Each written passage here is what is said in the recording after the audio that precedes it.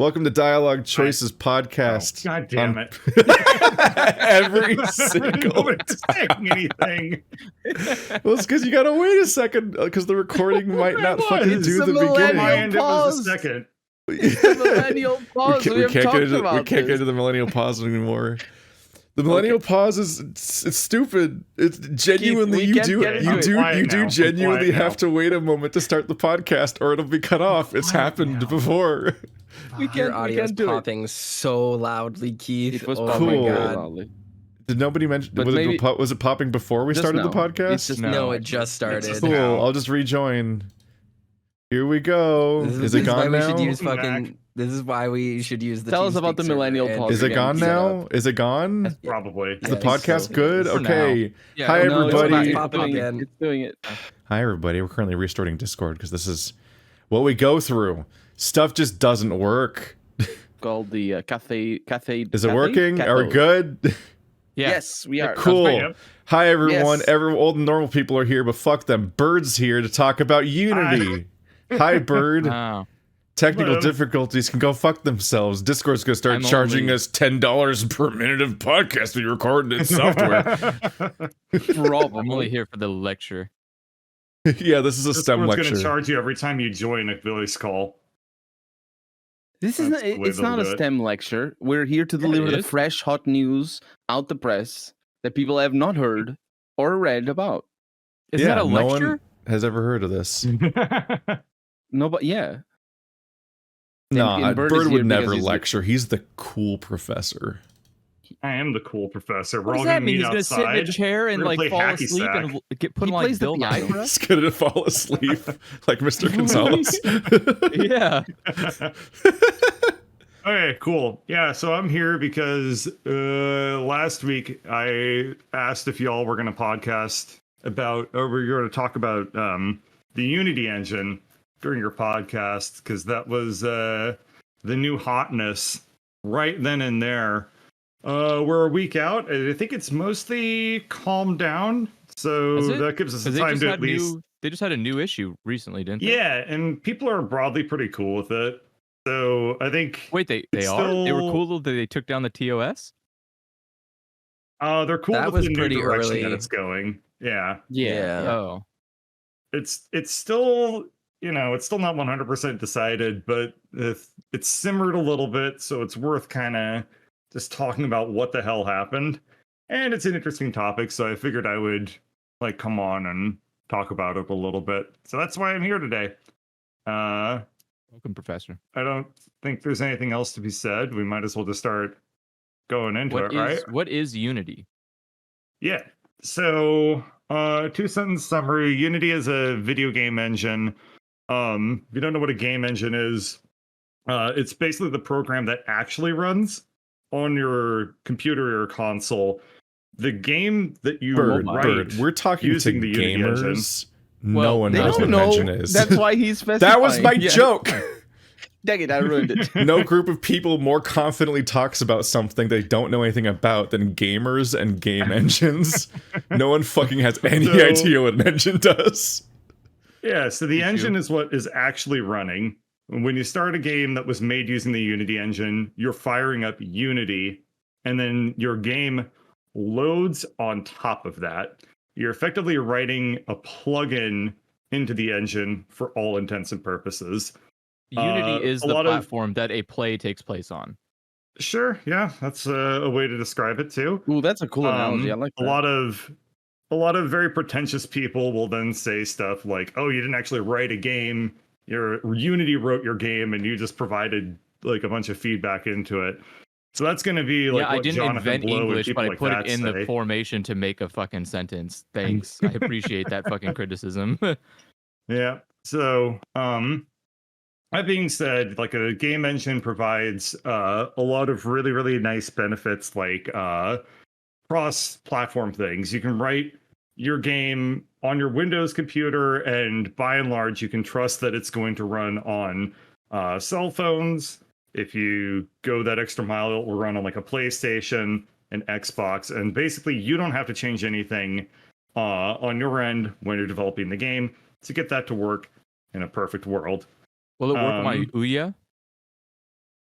I don't know what that that's is. a good question. I don't know if Unity games ran on Ouya. I think it probably did.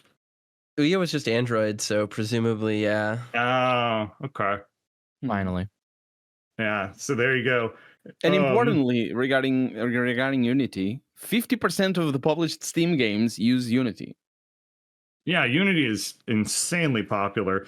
It was used to write like most of the things like Genshin Impact, right? That's written using Unity. Hearthstone Wait, Genshin Impact's in used Unity? Unity. Huh? Yep. Man, that must be so much money they would get if this plan went through. Oh yeah. Oh my god. Oh yeah. Now MiHoYo is probably Unity's biggest customer. If I were to guess, have like $20 billion. Couldn't they just make a better engine? Why would they? They probably could, but why would they? They have an engine. I guess that's true. Unity's really flexible. It blew my mind the moment I realized that it wasn't just made for all those like random free horror games you downloaded 10 years ago, but powered both Pillars of Eternity and Hearthstone, which have zero obvious overlap in how they even work. So you're like, hang on a minute. Yeah, Unity is pretty badass. It's been around since like what 2005 was I think Unity 1.0. And the cool thing about Unity was that it was the first video game engine that came out that you could just use. Like you didn't have to. It was way more accessible. I don't actually know exactly how accessible it was in 2005. My assumption is that you probably didn't have to pay for it, but I don't know too much just about went on to really their website. Early. Okay. Yeah, it's just the same. I downloaded it. You had to sign up for a list, but you literally just got like invited to it and then could download it. Basically, the same process that they had up until today is the same process they had at launch. It was very ahead of its time in that regard.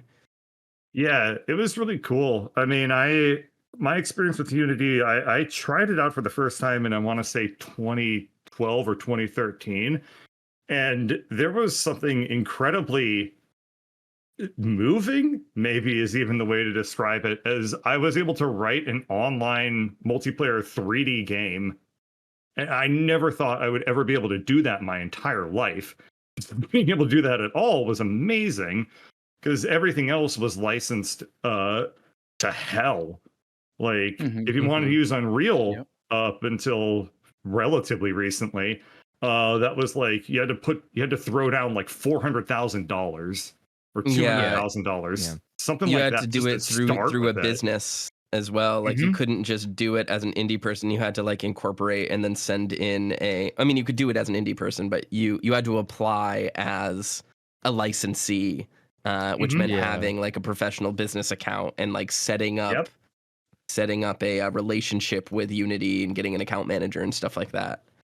I think it is important too that like engines are tools and they are proprietary tools for a lot of companies. So like they are not things you would hand out like candy to people. Whereas Unity did not have any kind of like allegiance to keeping that their engine private. They didn't have like they weren't part of like Sony or Nintendo or whatever that needed to keep how they made games in-house. The other that's why Epic was so groundbreaking when they released the Unreal Engine for free, basically. Is because you're right, and people tend not to want to release their engine like that. Yeah, I mean, I wish Frostbite would get released so someone could fucking fix it.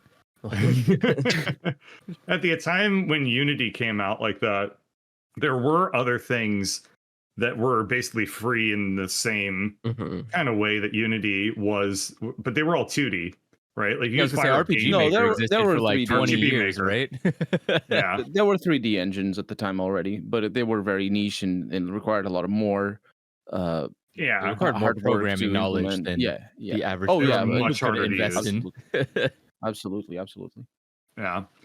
So Unity was super groundbreaking.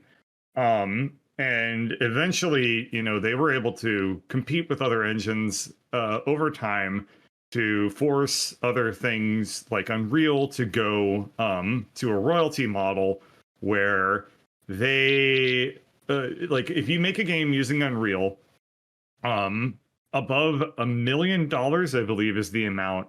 Unreal charges you a royalty, so they just take like 5%. I believe so. Yeah, I think it's 5% of your I think so. revenue. I think. I don't know. It might be gross. Oh yeah, it might be. It sounds like it makes more sense to do like a gross total of how much you make based rather than a piece off of each sale. Oh like it has to be. Yeah. It has to be revenue or gross, right? Because you can release a game, be unprofitable, but Unreal's still going to want their cheddar. Exactly. So yeah, you're not going to milk a rock, But also, I mean, the bigger studios, they definitely don't pay 5%. They pay less than that. I'm sure there's like a lot of backroom deals. Not backroom. Yeah. I mean, any business does. They're gonna negotiate organization stuff. Yeah. But this company was like, well, we're already generating passive revenue from this whole setup. How do we invent new sources of revenue, which can only come from those people? So, by just making up new rules. Yeah. So the important thing though is that the way that Unity worked was not royalty based. Even if other engines started to go royalty based, Unity, the way that it worked was the legacy way of I think up to $200,000 you didn't do anything, or you didn't owe them anything. Above that, you had to pay for a license. And I think that's just how it worked. There were more like steps. You had to pay more the more money you made. Yeah. It's different licenses, sort of something like that. And in 2015, the CEO of Unity made the claim that like Unity was never going to charge a royalty.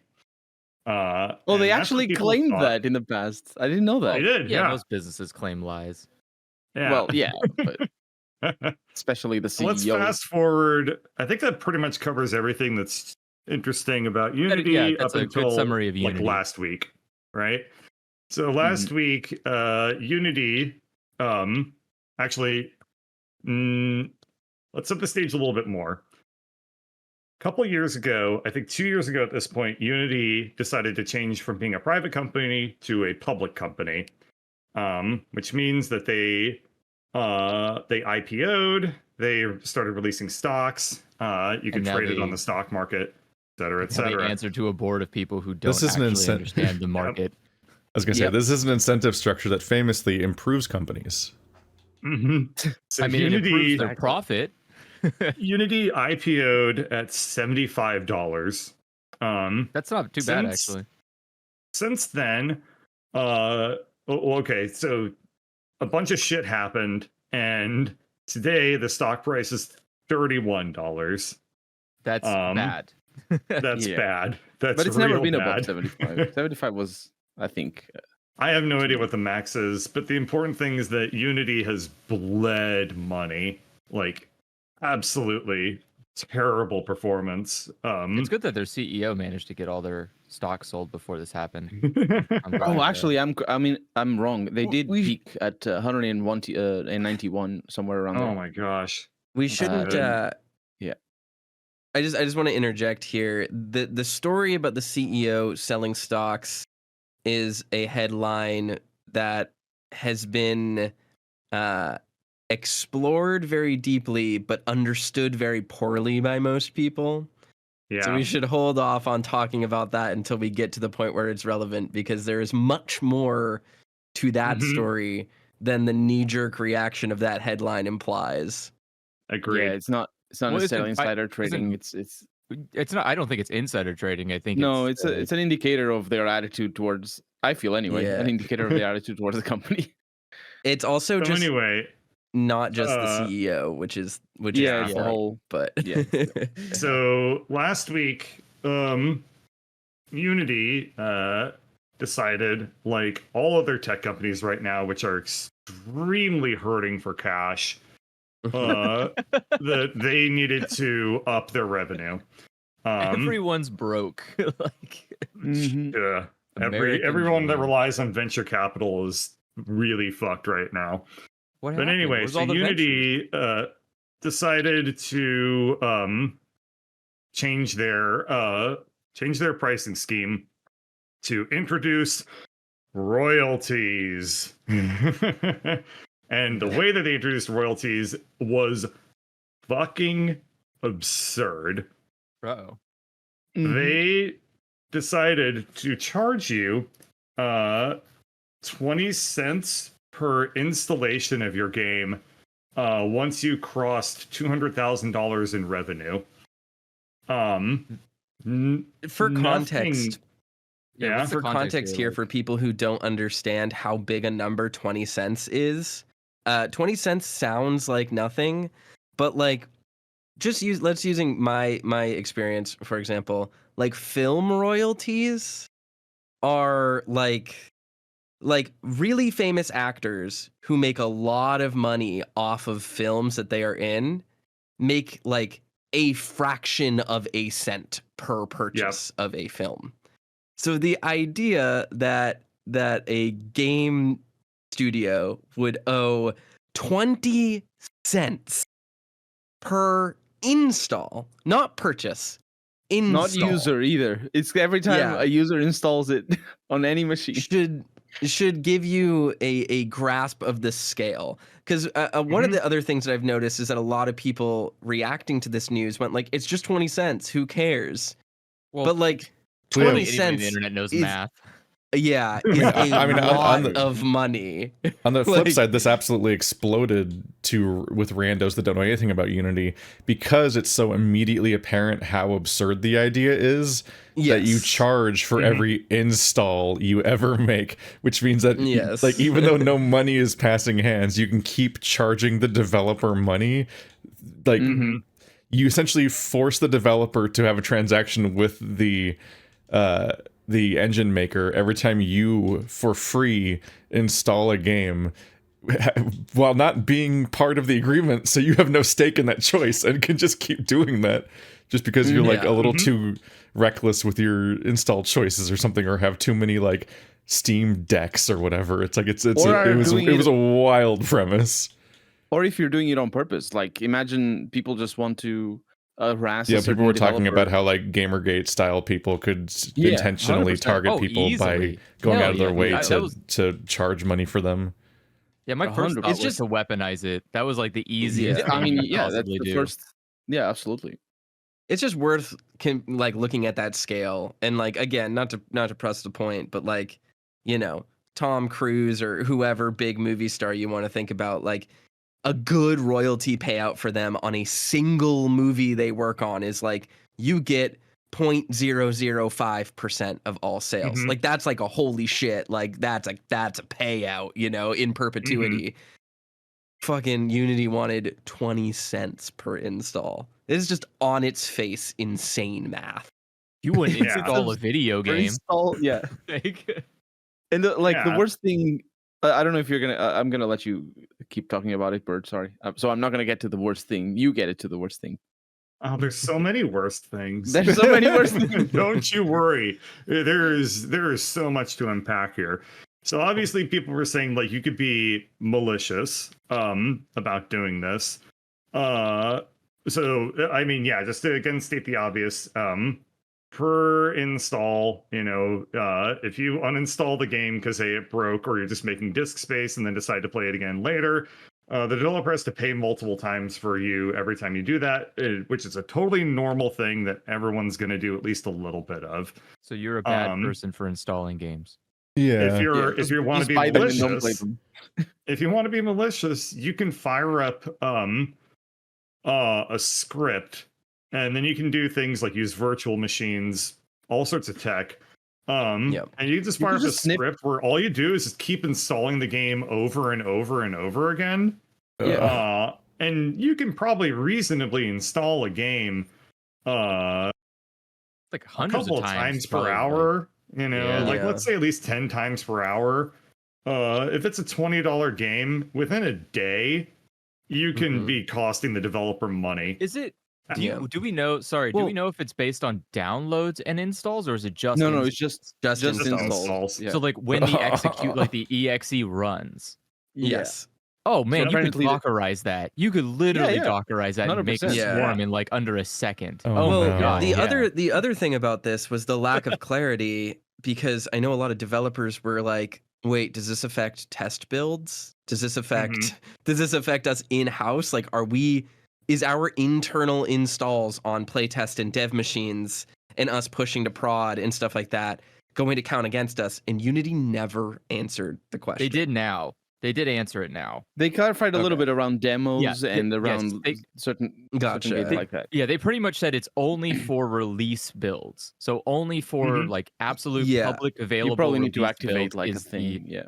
But the question is, how do you quantify that? And that's part of the thing that was never fully clarified. Is like, Correct. Okay, yes, if we're using release candidate builds in house for testing, especially for PC releases, like that's gonna count against us. We're using them on not black boxed machines. Yeah, that's gonna count against you. I'm imagining it's probably like when you export to public release, it puts a key in there, and that key is what it recognizes as like how many installs or whatever. Whereas if you do it like as a private build, you just have to make a public private build export to send that to everyone. Like that doesn't really even you don't do that, right? Like that's too much lift for a company to be absolutely. Yeah, doing that sort of thing. Like on your private machines, you install the public version of the game every time. So every time a person makes a change to the game and submits it, there is an internal build that is on Steam that you normally can't find, but it is on Steam that gets updated and is installed on like build and test machines every time anybody submits a change. So it could be hundreds of times per day that an install is happening on your internal computer. And there was no clarification about this at all in their original thing. It's wild. Sorry, I think like the motivation behind them doing this, besides just getting more revenue streams, is they have Unity is trying to compete and growing its mobile user base, and obviously it's a very powerful engine for mobile games. But the problem with mobile games is that they are usually free and monetized a posteriori, which means that royalties cannot apply easily, or cannot apply it doesn't make any sense to apply royalties to the sales that you get on the games themselves, because they're all free. Right, I get what you mean. And so I think that's where they're coming from. They just want to tax free games being installed on a mobile phone. And I don't think they know what the hell they're trying to get out of this. Yeah, that's true. I think the goal is just money. Like it's a way that they can attempt to gain money, and it sounds good in a boardroom when you don't talk to any other person.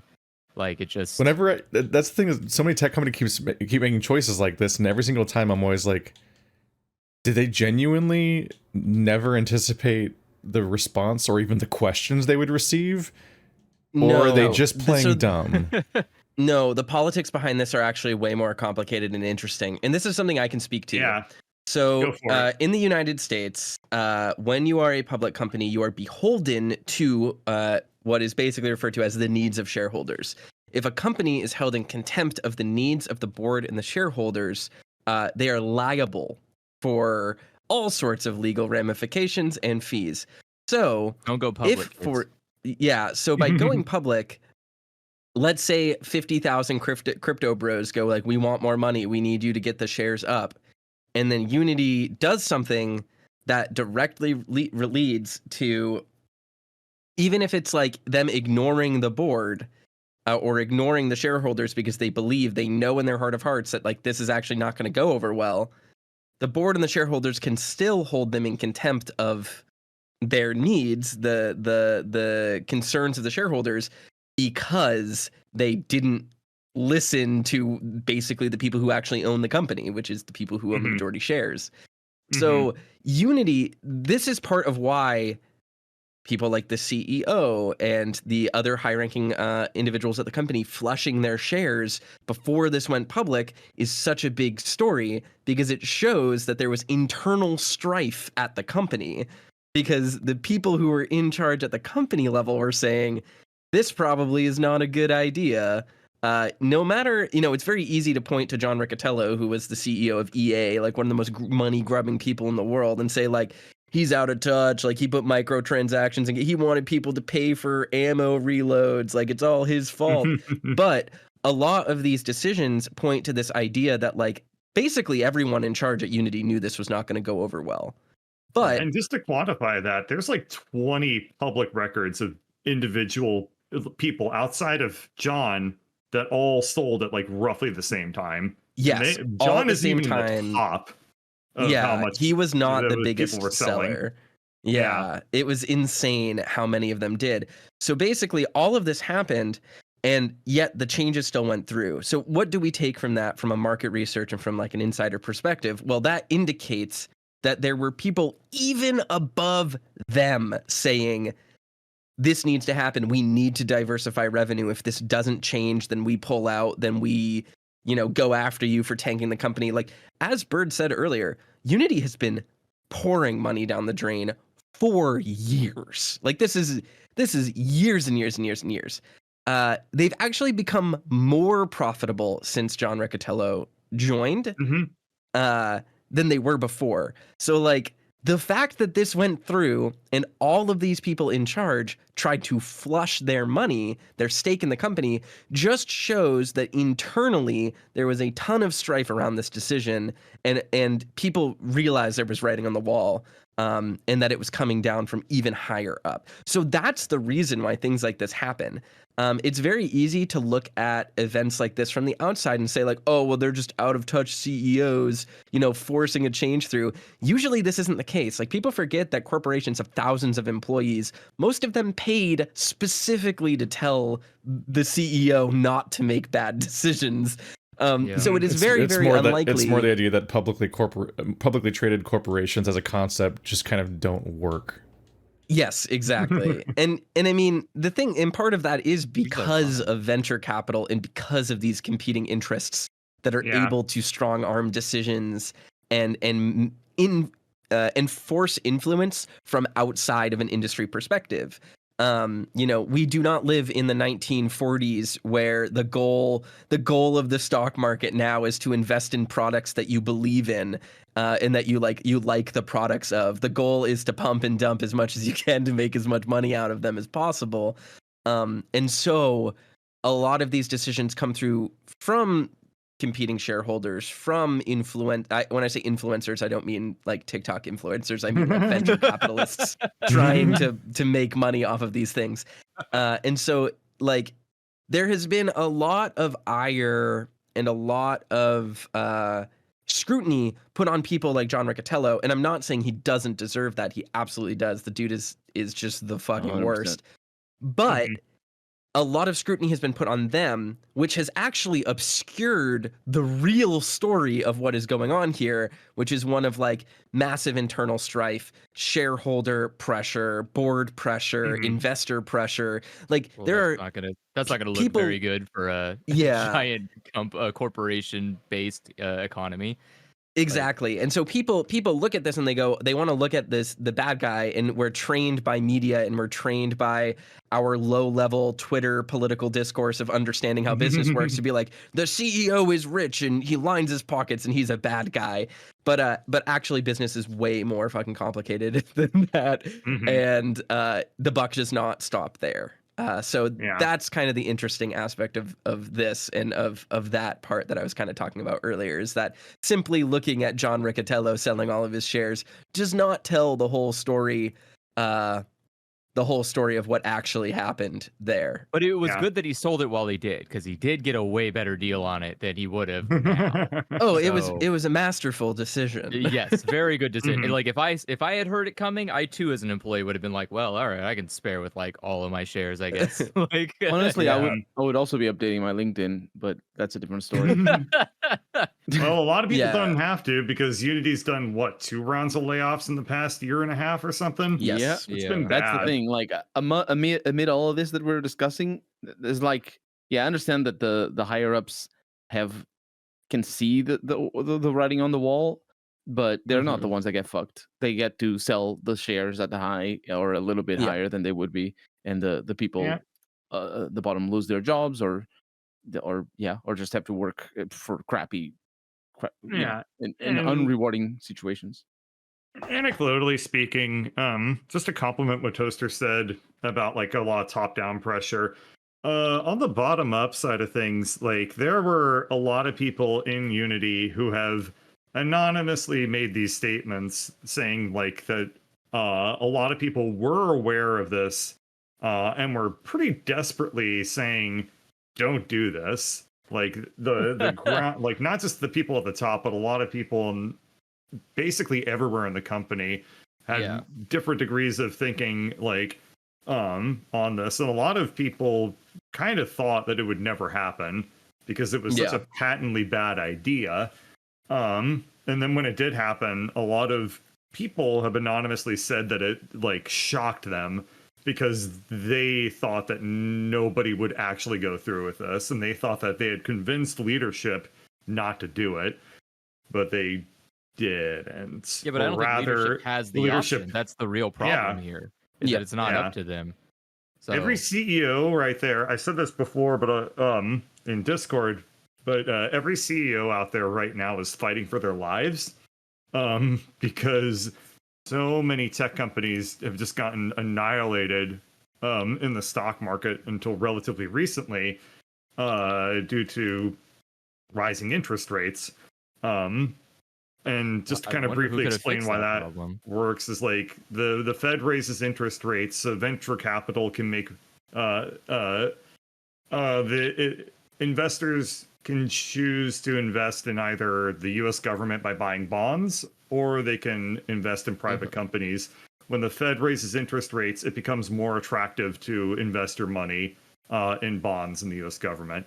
That's the quickest summary I can give. That's why when people say interest rates and venture capital money are related, that's how they're related. And so I mean, going back to like the nature of how bad this install scheme is, there were other aspects like every time you streamed a game using their platform WebGL, which allowed you to play games in a browser itself, they charged you. They charged you for that stream. So every time you played a browser game, the developer was going to get charged for that. And the way that browser games work is that it doesn't store the game at all. So every time you would sit down to play it, it would count as an install. Yeah. It was a different rate, but it would still be like 3 cents. I think 3 or 4 cents. No, it was the same. It was the same rate, 20 cents. Are you sure? What? 20 cents for a fucking stream of a game? Because I saw a table. I might be wrong, but I saw a table that. Well, my takeaway was slightly different, or in the sense of my takeaway was regarding something else, which is there's different levels at how much money gets or is going to be charged per install, and it's above above $200,000 of revenue, you pay 20 cents per install. But if you get, I think it's like above $500,000, you pay I think 17 or 16 cents. And I don't have the table in front of me, so I can't really quote it. But basically, it gets less. You get to. It's based off of license. Yeah, it's based on the license tier. But it goes down. The price goes down the more profit you have, which is just absurd. Yes. Because that's not how. I mean, that's how capitalism works. That's how Epic currently does stuff too, where the higher, the more sales you get, the higher cut you receive from your payout. It's actually a pretty common industry thing. Just bulk buy licensure. Is like economic terrorism a thing? Can we make that a thing? Like that's what that is. Yeah, it's called capitalism. Oh, that's not fair. You can't just I think an entire I think you're talking about economy. I can. It's easy. I thought you were talking about We need to liberate this economy. Like, I think if anyone here is qualified to paint a type of economy as economic terrorism, it would be me, given that I literally work in economic research. Yeah, but like if you think about, I thought Andrew was talking the other way around, because eco terrorists are not the people burning down the forests; they are the ones protecting the forests. It means economic, not eco. I know, but what I'm saying is, is an economic terrorist like a union worker, or maybe just a really? I'm gonna say yes because that's a hilarious thought. It depends on who's president at the time. That will answer your question. Right. Yeah. So Unity is like driving this train off the cliff. Yeah. Here. Just as a background warning, Bird's already 2/3 out of time. Yeah. So he will have to go soon. Let's talk a little bit about what an install is. Yes. An install. An install is defined by Unity as an installation. Okay. Good start. They provided no information about how they were going to track installs outside. I thought they said an AI was going to do it, right? Oh no. They have a system that's used to detect fraud. And what they claimed is that this system used to detect fraud would be reused to track installations. That doesn't make any fucking sense. If you've used software at all, you should know that making a program do anything other than what it currently does is extremely hard. Repurposing that's more placation, right? Is fucking hard. So that's what they said was basically that it was summarized as trust me, bro, and that's honestly not all that far off. People would say, like, can I GDPR to see like what you're doing for installs, like how you're tracking this stuff? Like that's the level of desperation it came to because nobody knew how Unity was saying that they were going to track it. And the answer was no. You can't GDPR it. Well, mostly because of the safeguards that GDPR has.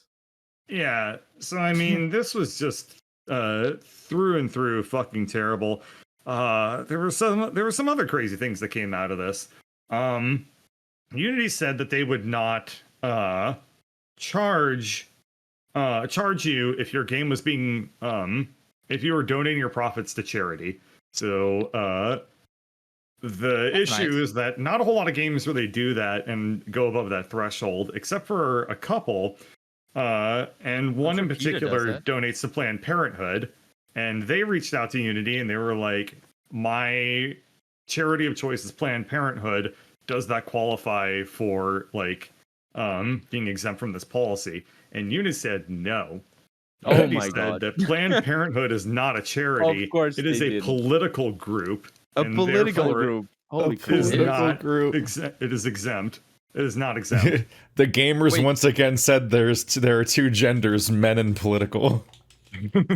Wait a second. So so Unity reserves the right to designate what a charity counts as? Yeah. So and I bet a lot of those charities are literally like PACs, like political. What is so lobbying groups? There's a lot because that's majority wild. Of charities. Okay. All right. So.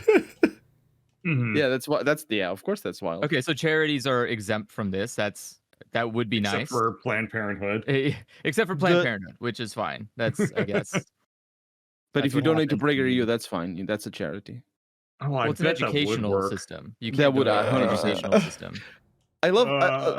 I read a headline on Friday, this last Friday, that they walked back some of the controversial changes to the license agreement, and I was well informed enough for this not to be a surprise, but I can imagine some people would react differently. So one of the things that they have walked back is that these changes will not apply to previously published games. And I'm sure a lot of people are listening to us right now, and they're like, "Wait a minute! They were going to apply to games that are published already." Oh yeah, several games are talking about taking themselves down. Oh, 100%. Yeah, like games were going to go away.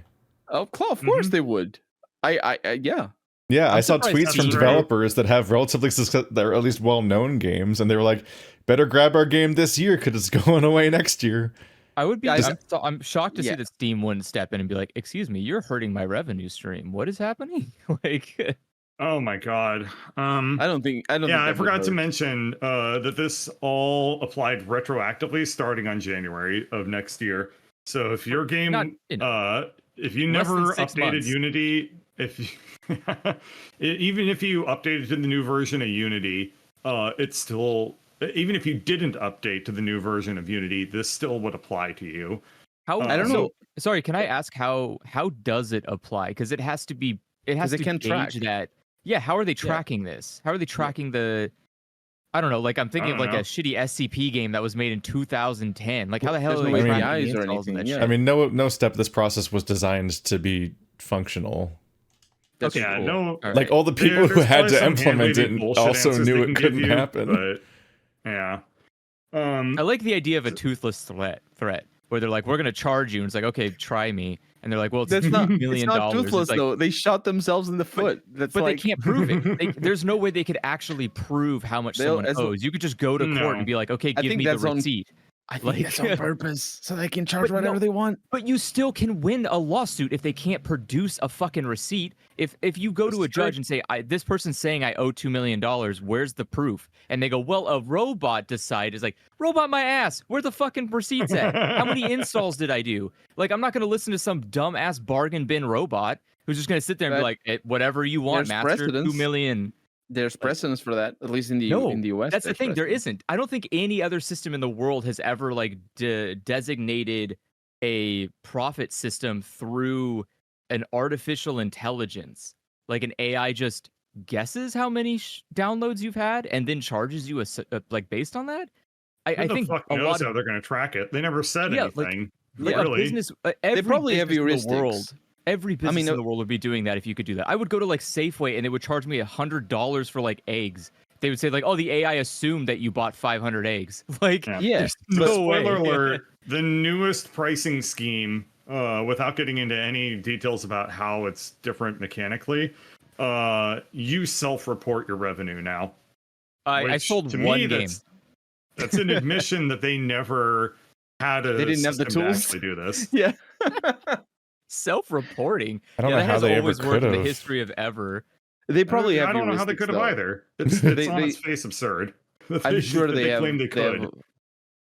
I'm sure it's like buried in every single EULA. We just don't read them. But there's probably data that we're sending every time we install or run a Unity game that we're sending to Unity directly.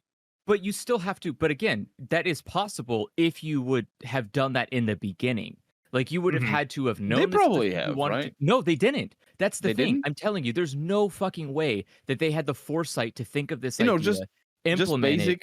Just basic, call home functionality. So they probably had telemetry and stuff like that in place, and then convinced themselves that telemetry would work for this. But that didn't make it purpose.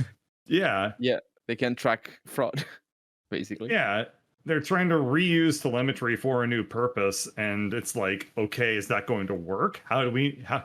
Does it seem like Unity themselves trust enough in their system to do that? I don't think they did. I think Unity had a system, and someone said use that, and then someone went, sure, I guess we'll try that. So this obviously, like what Keith was saying, this got a shit ton of pushback from developers. Some of it was hilarious. I remember the creators of Cult of the Lamb put out a joke tweet. That's the one. People took it seriously. This was, in fact, a joke tweet. They said, better download our game because we're taking it off of Steam January 1st.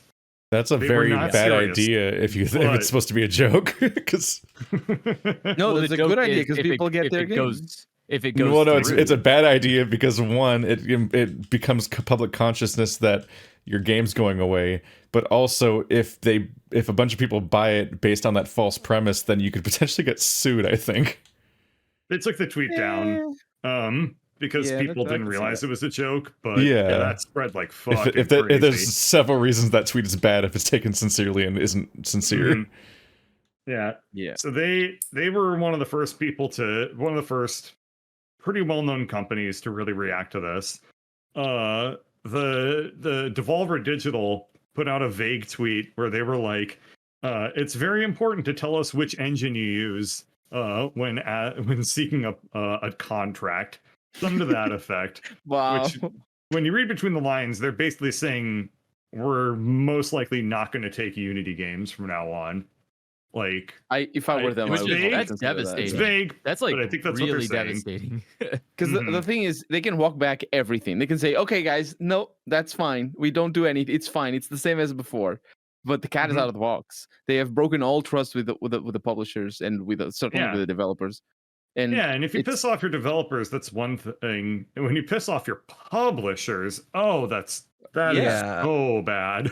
Yeah. Well, I think what's interesting too is that it isn't just that they broke trust in an economy where they're the only resource.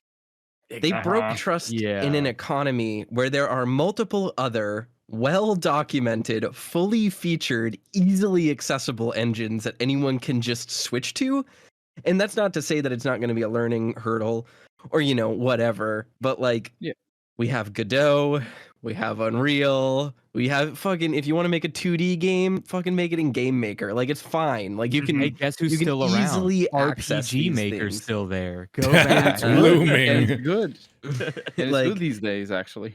And it's just, there is a wealth of, I think there's one called Battle Eye is another one. There's a lot of accessible engines. They're not a monopoly, and that is the downfall.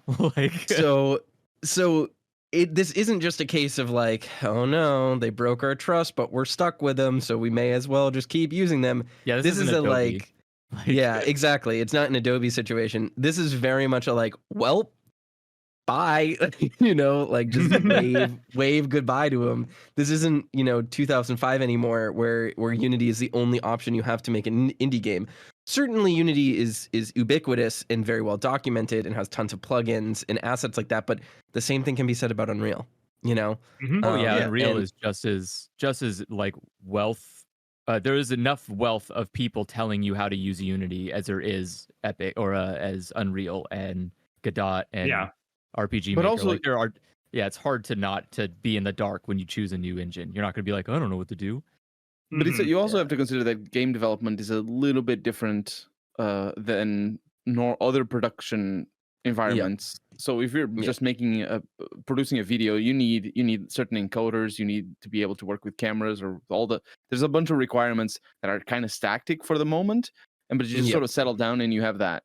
For game development is a little bit different because you always are not necessarily always, but if you're at the bleeding edge, if you're making proper games, you're pushing the boundaries. So if you go for a different engine, it's fine because you're going to be always riding the wave, as it were. And especially for bigger companies, obviously, because the resources are different there. Yeah, but I think what the people that get most affected with this are and it might actually change some aspects of the industry, but they're the small in either low budget or low scripting skill developers that just because it's an easy start. Unity is an easy place to start, and they probably should look elsewhere, honestly. And it might be a little bit harder. The nice thing, in some sense, about that though is that the teams and companies that were most likely going to get hit by this tend to be on the smaller side with smaller games. So it is less effort for them to switch over to a new engine than if you asked Hearthstone or Genshin Impact to flip to a new engine. So there is that aspect as well. And there are anecdotes of a couple of devs of pretty decent sized games. I personally have never heard of them, but when I looked at them, I'm like, yeah, that's a bit of work. Who flipped from Unity to Godot in a week. Damn. So it's not Unity to Godot is relatively easy to do because it's all C#, basically.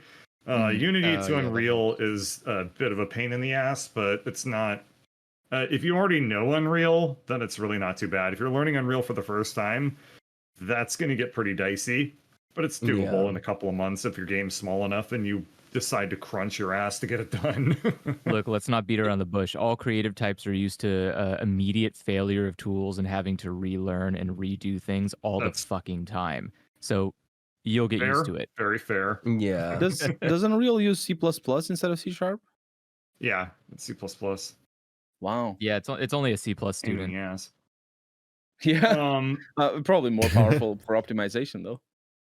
Yeah. This That's is what my teacher said when I got C's as well.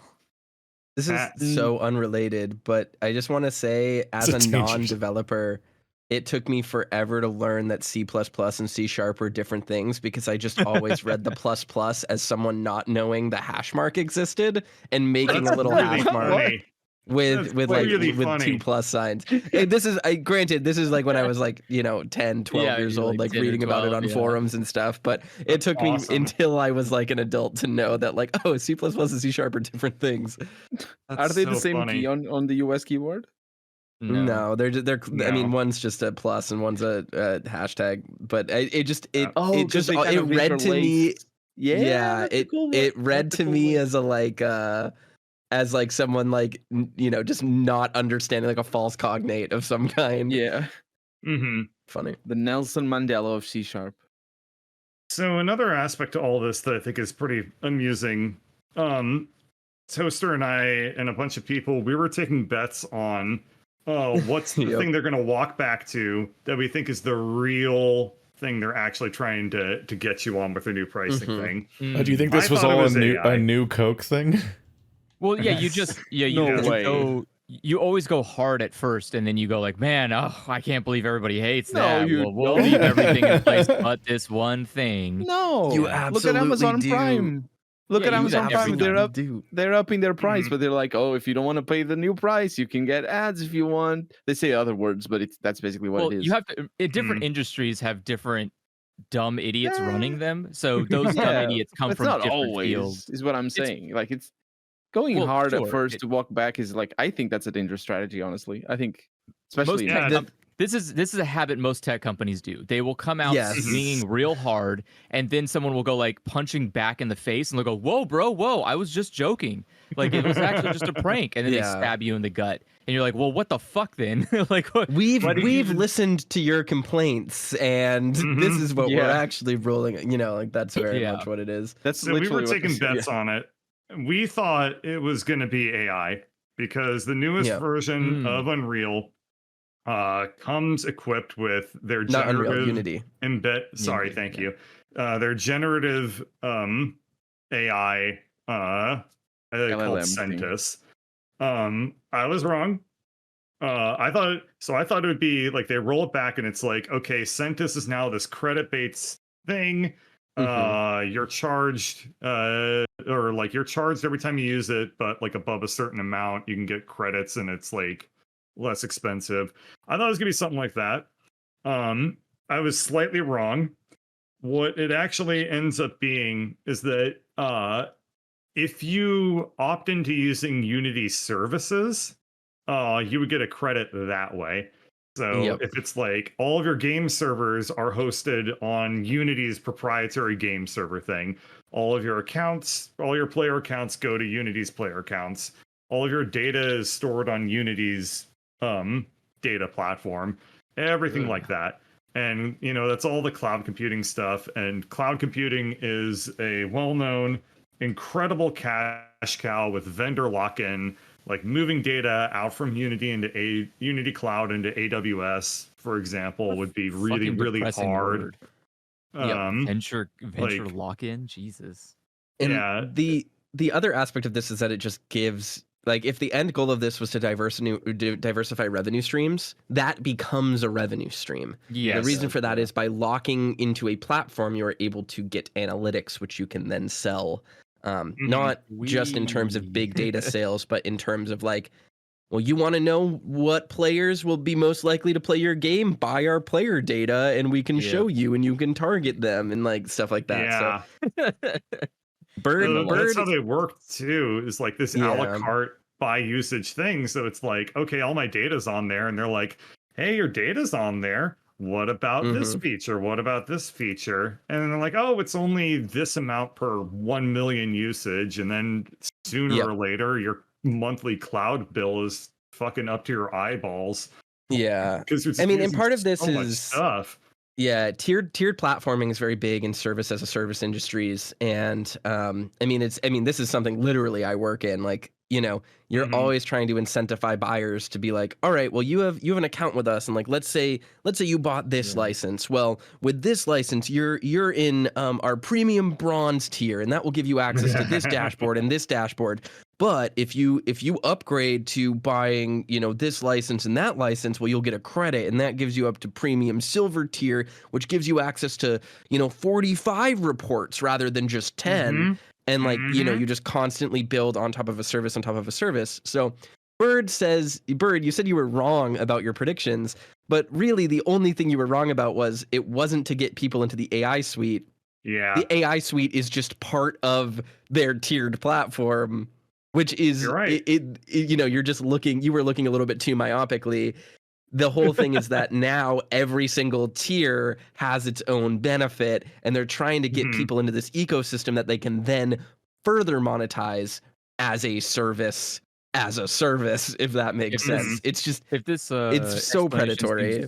If this explanation seems really stupid and confusing and almost comically stupid to you, you should read the book. It's not just stupid, it's also stupid. Oh, yes. Company is a great book that explains like just how fucking moronic business to business sales are. Like, this is just such a fucking infuriatingly stupid system of commerce that no one interacts with.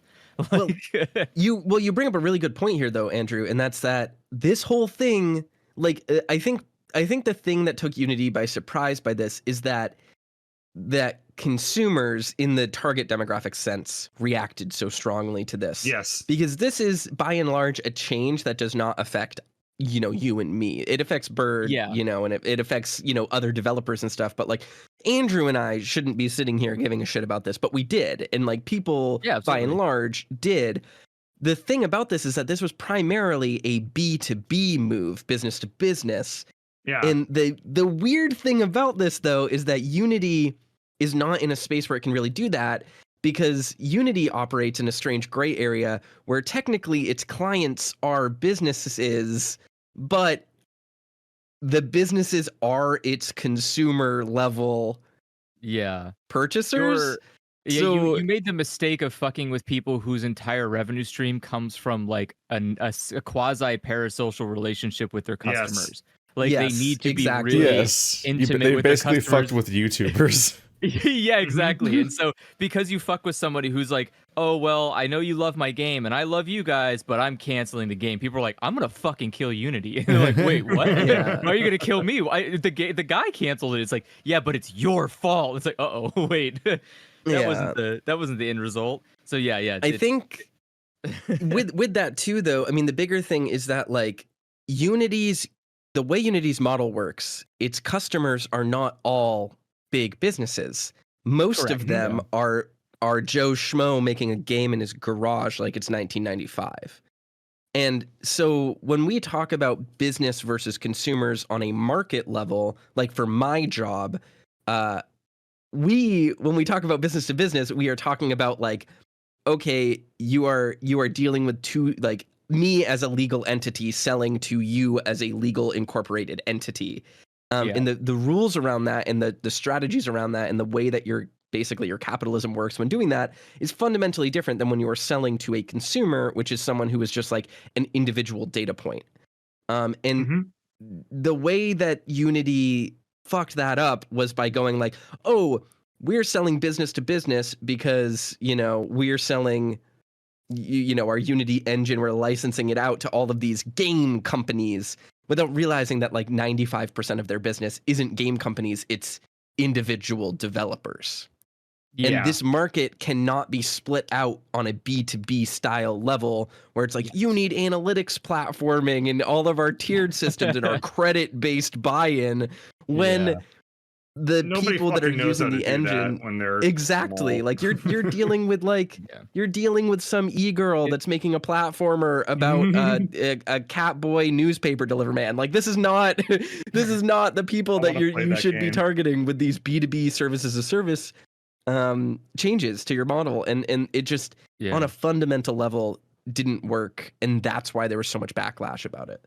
Yeah, you got to think of it like a conversation between EA and Microsoft versus a conversation between EA and one of the studios they own. Like, yeah, a conversation happening between EA and Microsoft goes so far beyond you. It does not affect you. It's not something that even comes into your consciousness. But if EA changed its structure with a developer you like, you would have a lot more buy into that. You would be like a lot more upset that they fucked with the developer, because a relationship with the developer is way different than the relationship between a publisher and a distributor. So like, that's the problem. Unity went from like a distributor to the developer directly, rather than like fucking with a publisher, which is what normally would happen.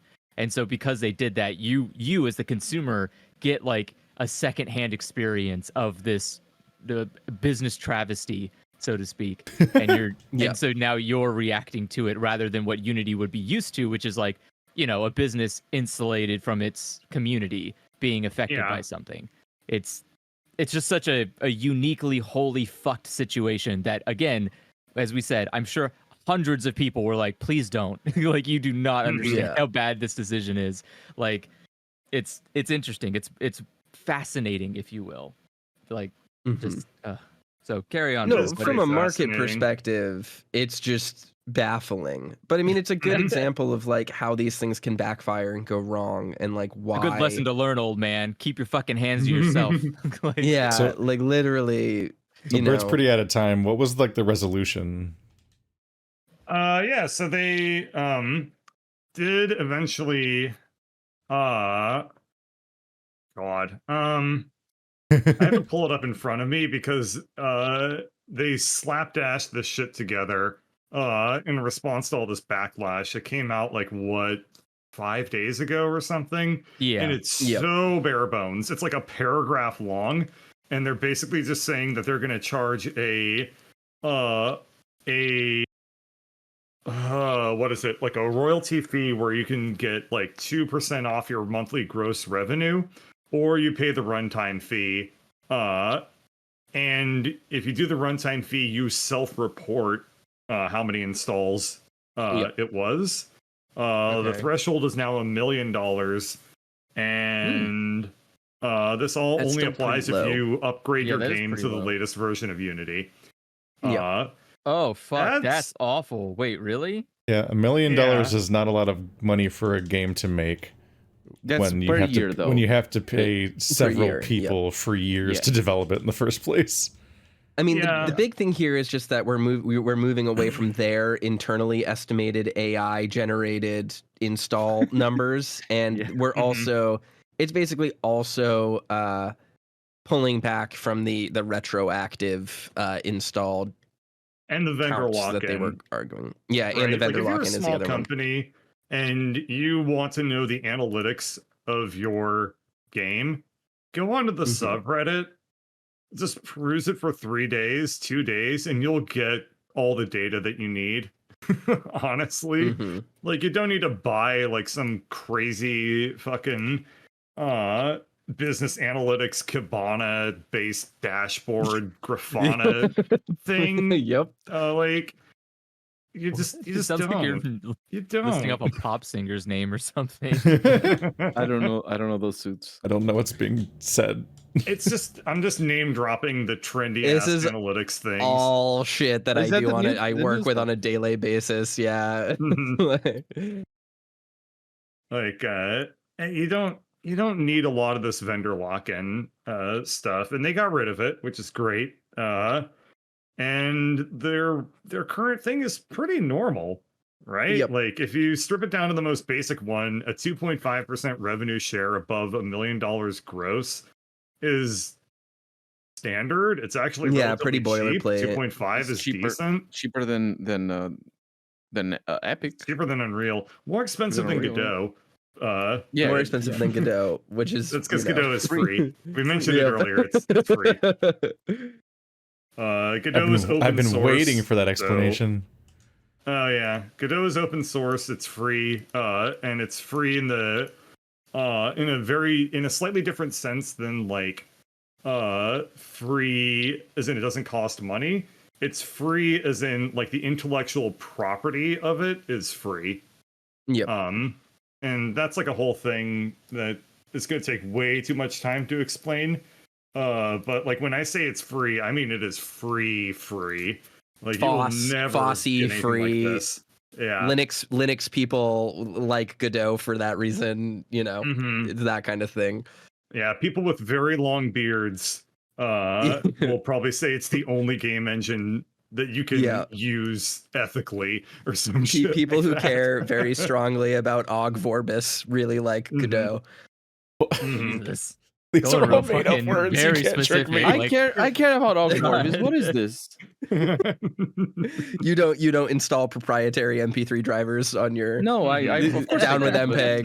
So, You guys what's stopped really saying funny, real though- words 10 minutes ago to test me, didn't you? Ogvarvis No, was talking was- about real things. This is was the unfortunately big- how all tech works. It's just fucking word soup bullshit. So they rolled back to this, or they changed it to this approach, and broadly, people are pretty happy with it. They're like, yeah, this is totally reasonable. If they had done this in the first place, they probably wouldn't have gotten a whole lot of backlash. It would have made it's news. very weird but- because the drama fizzled out extremely quickly as a result of that. Yeah. Nobody wants to talk Like, about Ogvarvis. people have So moved what was the I guess the goat behind the curtain? What is it that they were trying to get people to have? Just the increased rates? I think it's the vendor lock-in. I think it's the Vendor cloud lock-in. services. Yeah, So that's it, they cloud just wanted vendor services, lock-in? tiered Alright. tiered platforming, that sort of What? thing. Yeah. I don't think they would have got that much pushback on that, would they have?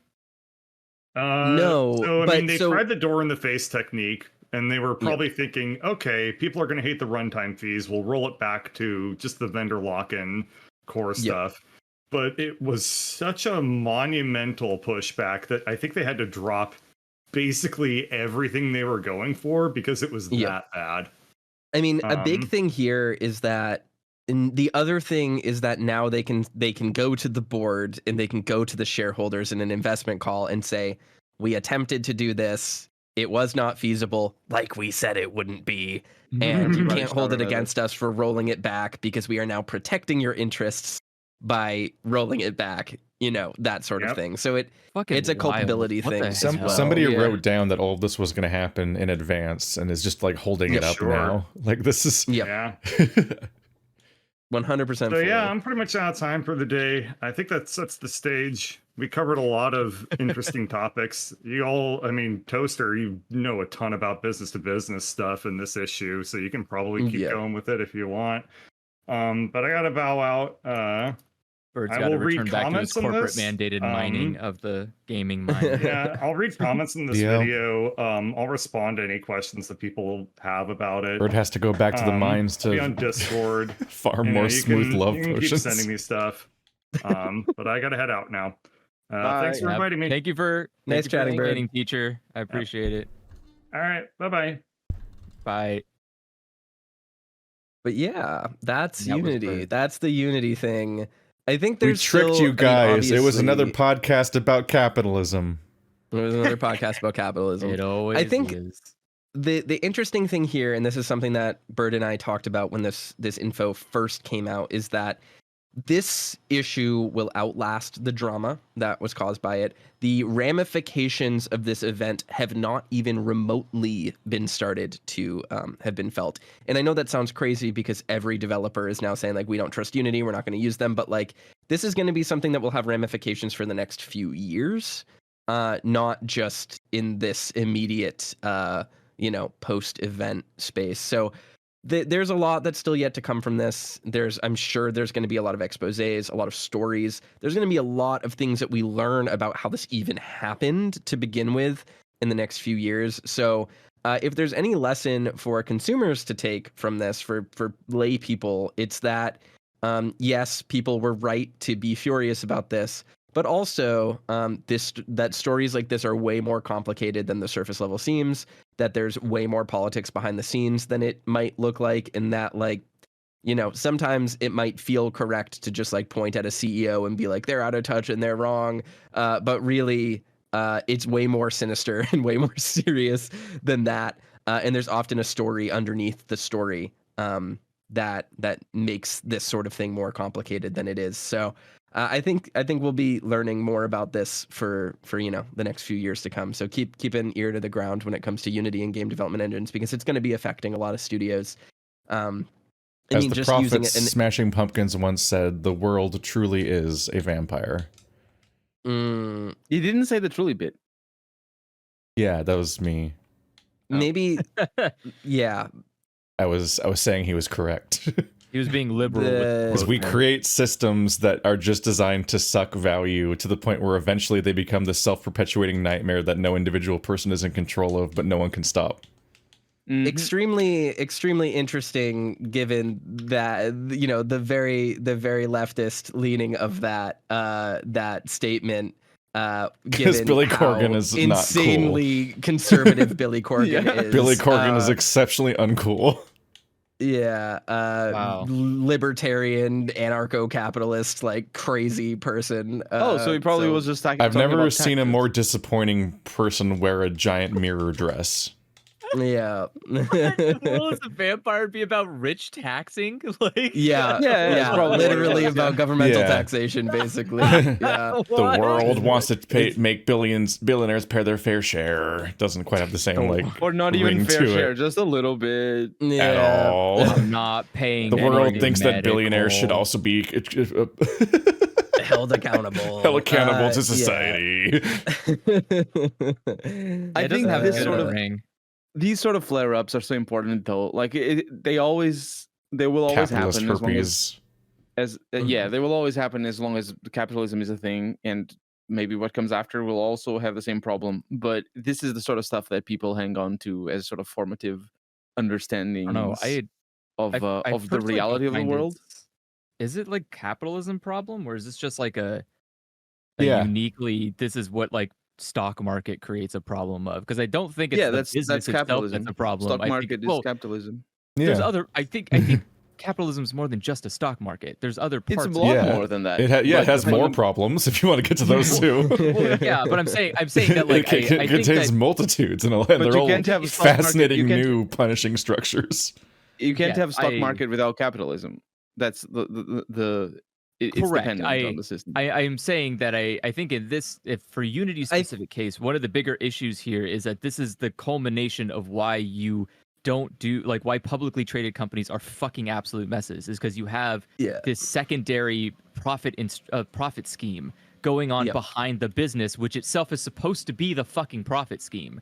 Like if there's like a weird shadow economy happening and your involvement in that economy is basically just getting fucked 24/7, maybe the shadow economy should that's the main economy. Like the main economy is you getting fucked 24/7. But that's not the main economy, because I don't have any interaction to it, because I don't get any benefit from it. I can't interact, I can't engage, and I cannot facilitate it. But that's not. I mean, I get where you're coming from, but you're ignoring that when you have a normal job, the same exact thing happens on a smaller level, because you don't have democracy at work. You can have democracy at work if your boss. You can have democracy at work. But that's systemically what shares were supposed to be until they became. No. When I say democracy, I mean the people who work actually having a say. Obviously, you know, making decisions takes skills and all that sort of stuff. But I'm not talking about that. I'm talking about just when you go to work to a small company, you're still putting in the work for somebody else's benefit. And if the company grows, those benefits go to the person that owns the business. If the company shrinks, you go to the street and don't have a job. What Andrew is saying, though, is that this is a particular instance that is exacerbated by, and we're seeing more frequently, and it's a direct result of late capitalism. Whereas in the past, we have been able to handle and operate as if there is a status quo. Yes, there will always be caveats that, like, you know, labor is a commodity and capitalism is not fair in that regard. But also what Colonel's getting at is the fact that capitalism will inevitably invent systems for further resource extraction to the point of self-parity like this. Well, correct. Yes. It's an always go up system. You can't. So it is capitalism because it will always happen. Sure, I guess. But this particular issue does not crop up in early capitalism. This is an issue that crops up in late stage capitalism. Yeah. So yes, you gotta trim your capitalism once a week or it gets overgrown. Well, exactly. But that's the thing, is that the reason why this wasn't something that you had to deal with in the 1940s post-depression, when we were passing all these regulations and being all go yay stock market, like it's all good, it's for the people. The reason why this thing didn't happen then in the same way that it happens now is because we are at the logical conclusion of a lot of these systems where it is fully exacerbated and these types of problems are so pressurized, so to speak. So what Andrew is saying is correct in some senses. It's just that this is signifying exactly how far gone a lot of these systems are and how much change needs to happen in the market for stuff like this to even continue operating in its, exploitative but functional way that it was. So there needs to be some like broken legs in capitalism's body. Like it can't keep running as fast as it's going. No, like seriously, you cannot keep letting it run as much as it is. It needs to be hobbled. You can't keep getting away with this. Yeah, you need to break its spine, make it have to struggle to move forward, because otherwise it will literally run off a cliff. We just have to acknowledge as a world that the system is broken by default, and it's not about stopping it or slowing it down. It doesn't work for the objectives that we all try to convince ourselves that it works. Well, I'm sitting here and I'm ready to embrace capitalism too, whenever the fuck that happens. But like the thing is, like I don't want a sequel at all. Well, you're getting a sequel because the system's going to fail and they're going to redo it again, but the exact same way with a different coat of paint. Like it's not going to go away. Like I think that's already what's happening. That's it has been happening every time there's a big crash. That's more or less late stage capitalism. But there will be a time where we do the thing where we're like, we don't serve kings, and then we'll just make a whole new system where we serve kings, where we just don't call it that. It's not a feudal system; it's an economic system. Like just to go back to what I was trying to say, or what I was saying is this sort of event with Unity is important for people to see just how depraved the incentive schemes, and I'm talking specifically about the incentive schemes, are behind, capitalism at large, but specifically the gaming industry. And games as a service, and this is sort of more or less related to that, because the cloud gaming is becoming more and more important, and of course, every single major studio has games as a service business model implemented. It all ties into the fundamental premise. The system is not made with the objective of making good things. The making of the good things is a side effect of what the system is trying to do, which is profit, extracting value out of the workers. Yeah. Well, you mean the business, not the developers are trying to create something. The business. Well, the individual people, want have a nice game and all that. It's they're doing their career. They're having fun. They're hopefully anyway. But what I'm saying is, think of games as a service just as a basic concept and what it means. Not for a player, because obviously if you're playing World of Warcraft, I think that's like probably the purest sort of games as a service, where the game literally requires a server that is unified for it to run, and the way it was structured, the way the technology worked at the time. And yeah, sure, we could have a non-centralized MMO maybe if we went in a different direction with the internet and whatnot. But no,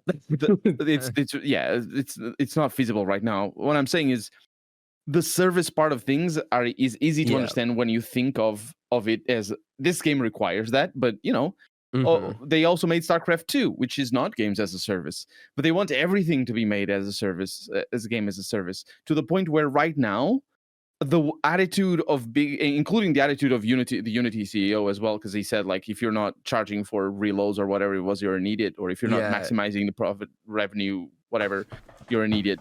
Like, the point of making games is to make money, and you can argue that it's always been, but and that's fair enough. You can get good games out of that, because the way to make money is to sell many games. That's pretty straightforward, right?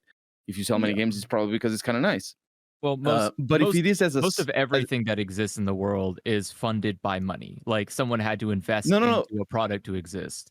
What I'm saying is that when you think of the business model of games as a service, it means that the company has to see the game itself as a service. Yeah, as a service, as an ongoing commitment. Yeah, exactly. which, in simple terms, you just have promotion of grind in video games, or endless progression bars and all that sort of stuff, and like microtransactions here and there and skins and whatever. That's the minutia of it. But as a broad spectrum kind of, if you could take a step back and think of it as what are they actually looking at here, and because obviously none of these people actually play games, they the games that we're making, that the industry is making and has been making and it will continue making for the foreseeable future, are just made to be shovelware, and they're dressed up all very nice and pretty, because the service is you get video game, right? And we get your microtransaction bits.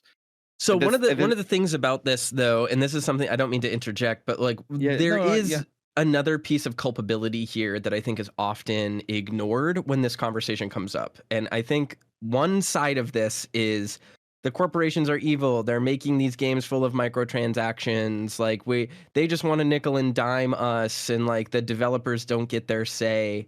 But this all ignores the culpability of the player to be fucking educated about games and to have good taste.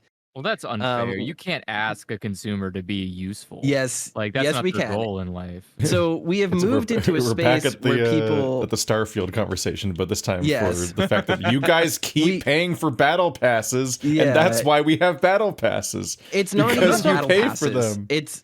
This is true. This is a reason why we keep having battle passes, but it is more than battle passes. It is people have very low standards, and we have normalized this idea of like gaming should be for everyone, for every purpose that you would ever want. And it's like, it's okay to just like have a game you play and you don't think about, and like, I'm just at the end of the day, I just want to sit at home and play a game and it's all good.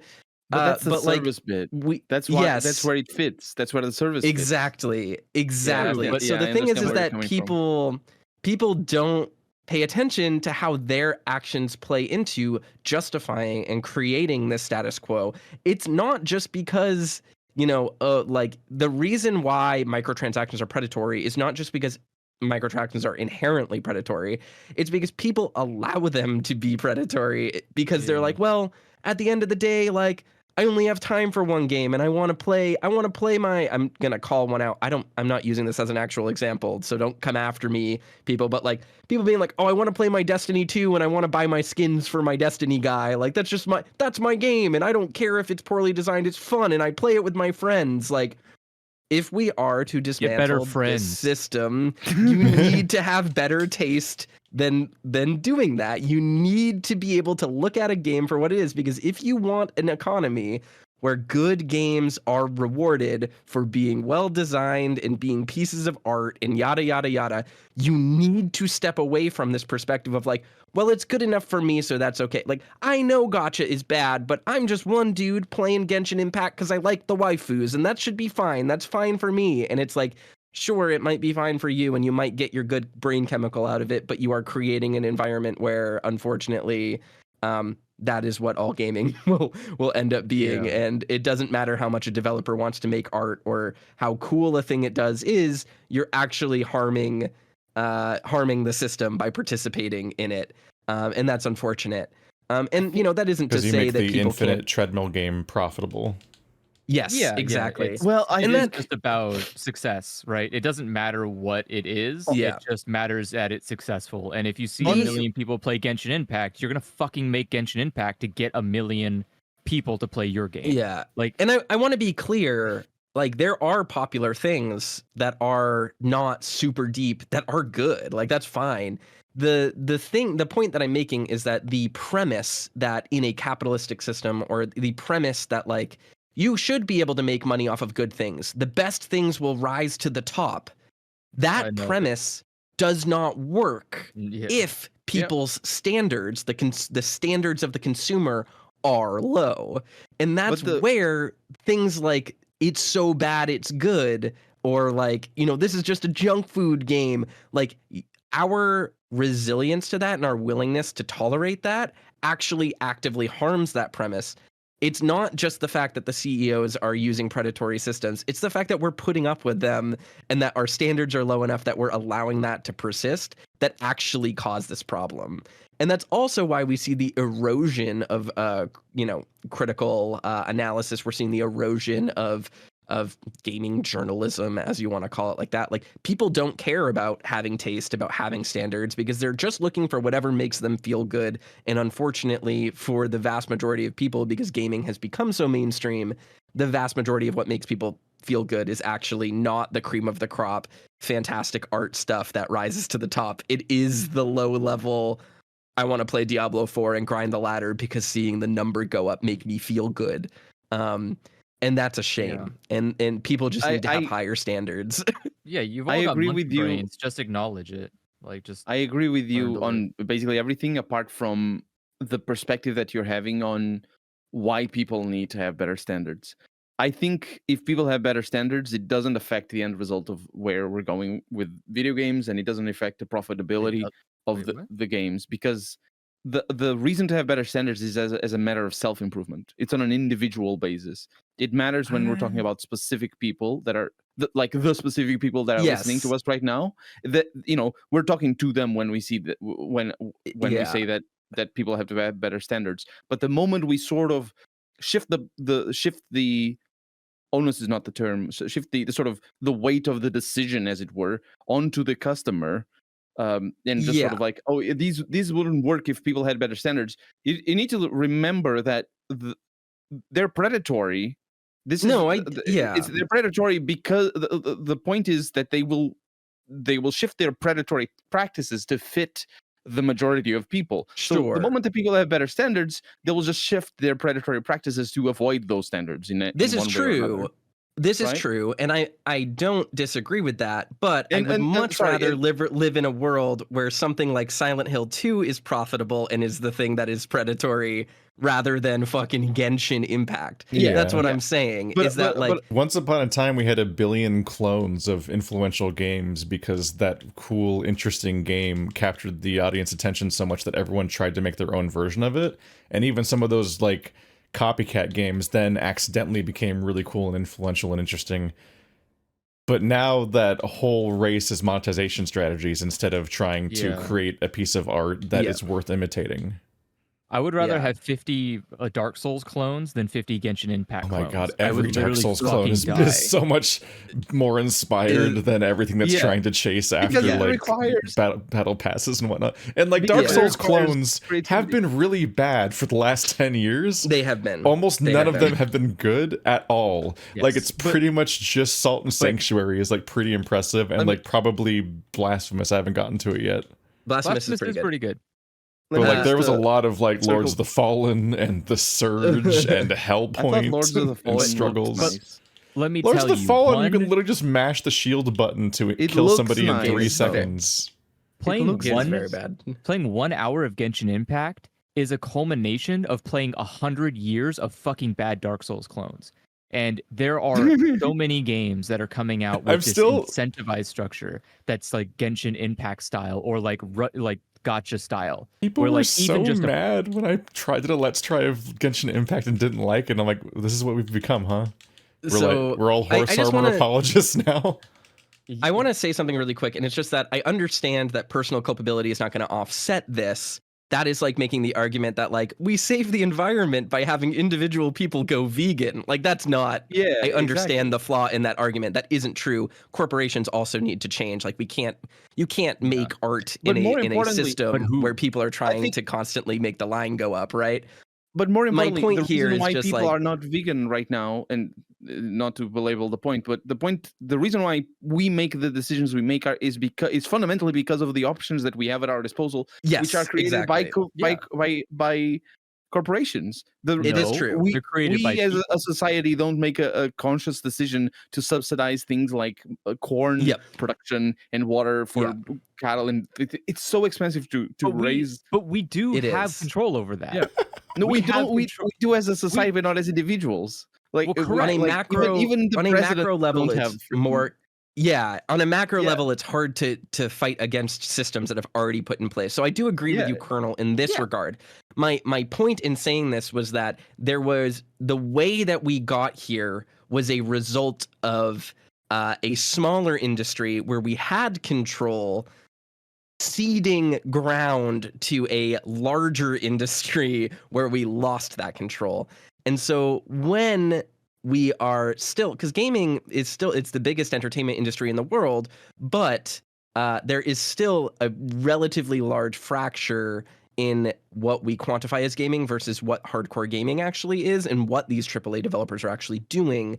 So when I say people need to have higher standards, yes, I understand that I cannot influence, like, just, it's not a switch that you can flip overnight and have the masses of 50 million people across the globe who all buy Call of Duty 27, immediately just having a better taste. Like, obviously not all of those people are going to be there for, the art games of the world, the Pathologic 2s of the world.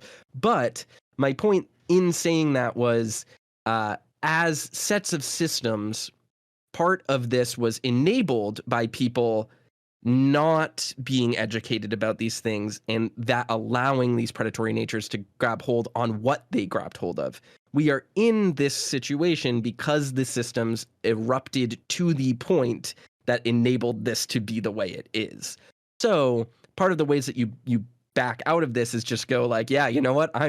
I am going to opt for the Baldur's Gate 3 over the Starfield because one is an actually interesting game. That's right. Yes, this month is a battle for gaming's soul.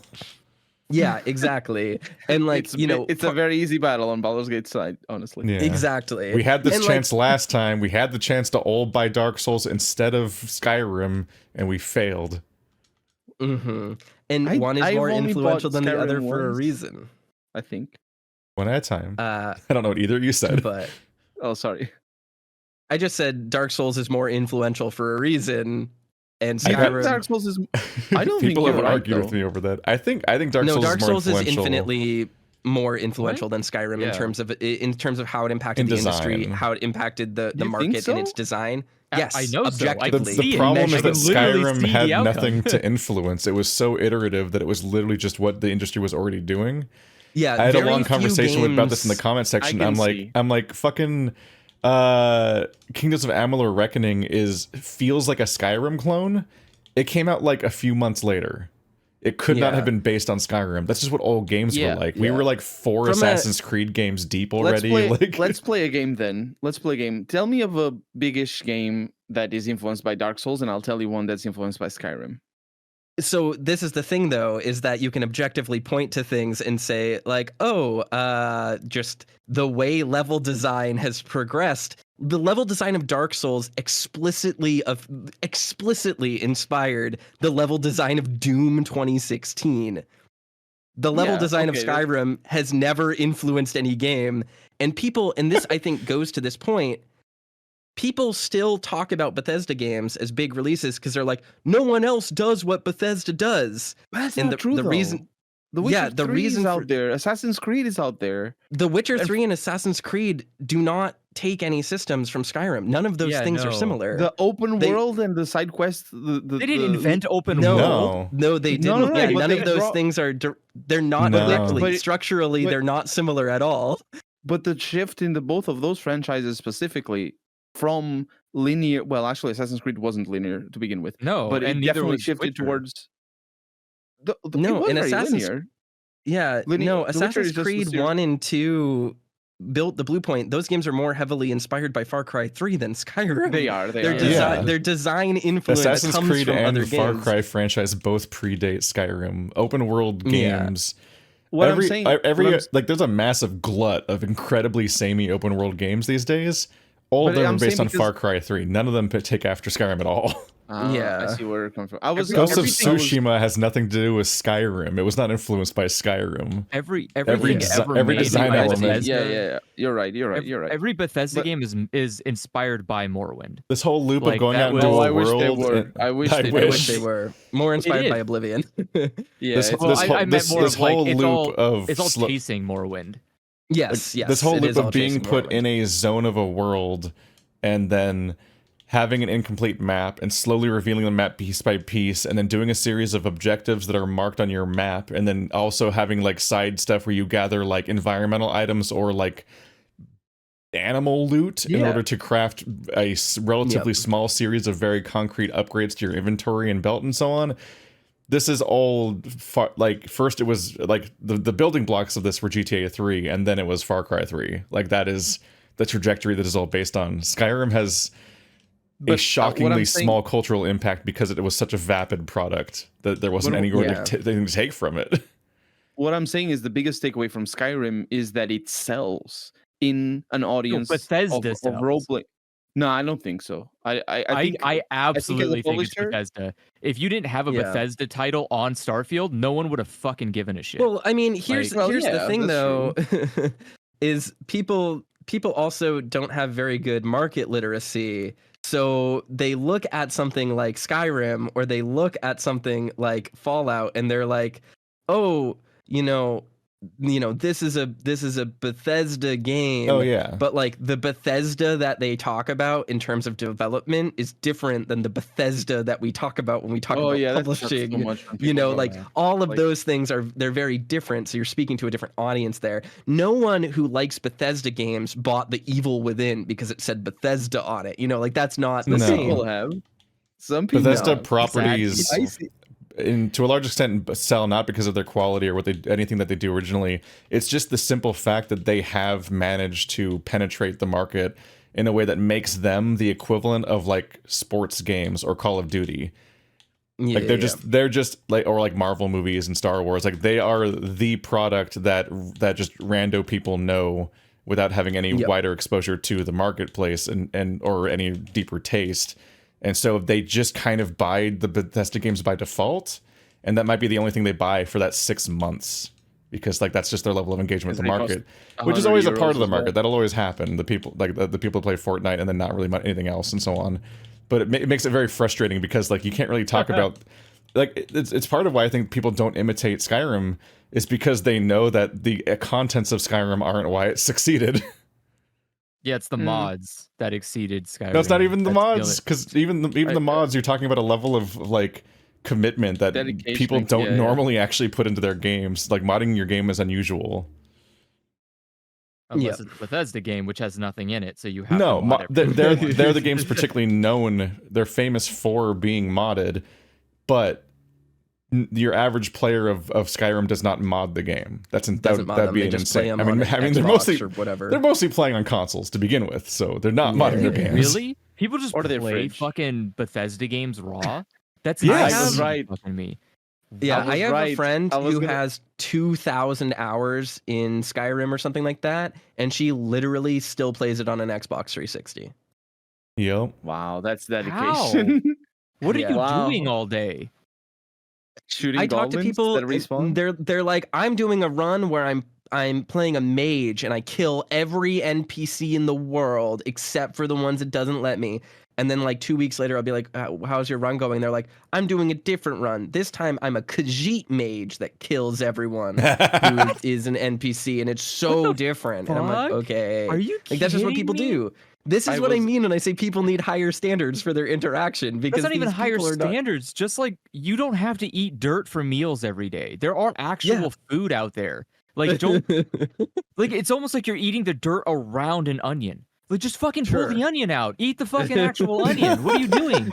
Like there are RPGs that exist, like real actual fucking made RPGs. Go play them. You don't have to play this weird fucking dirt shit on the ground. Like, just what the fuck? Speaking of which, there's a topic that we've been circling the drain on that I wanted to discuss and get off this topic from because Keith brought it up, and it's just Souls-likes by and large are really bad. A lot of them suck.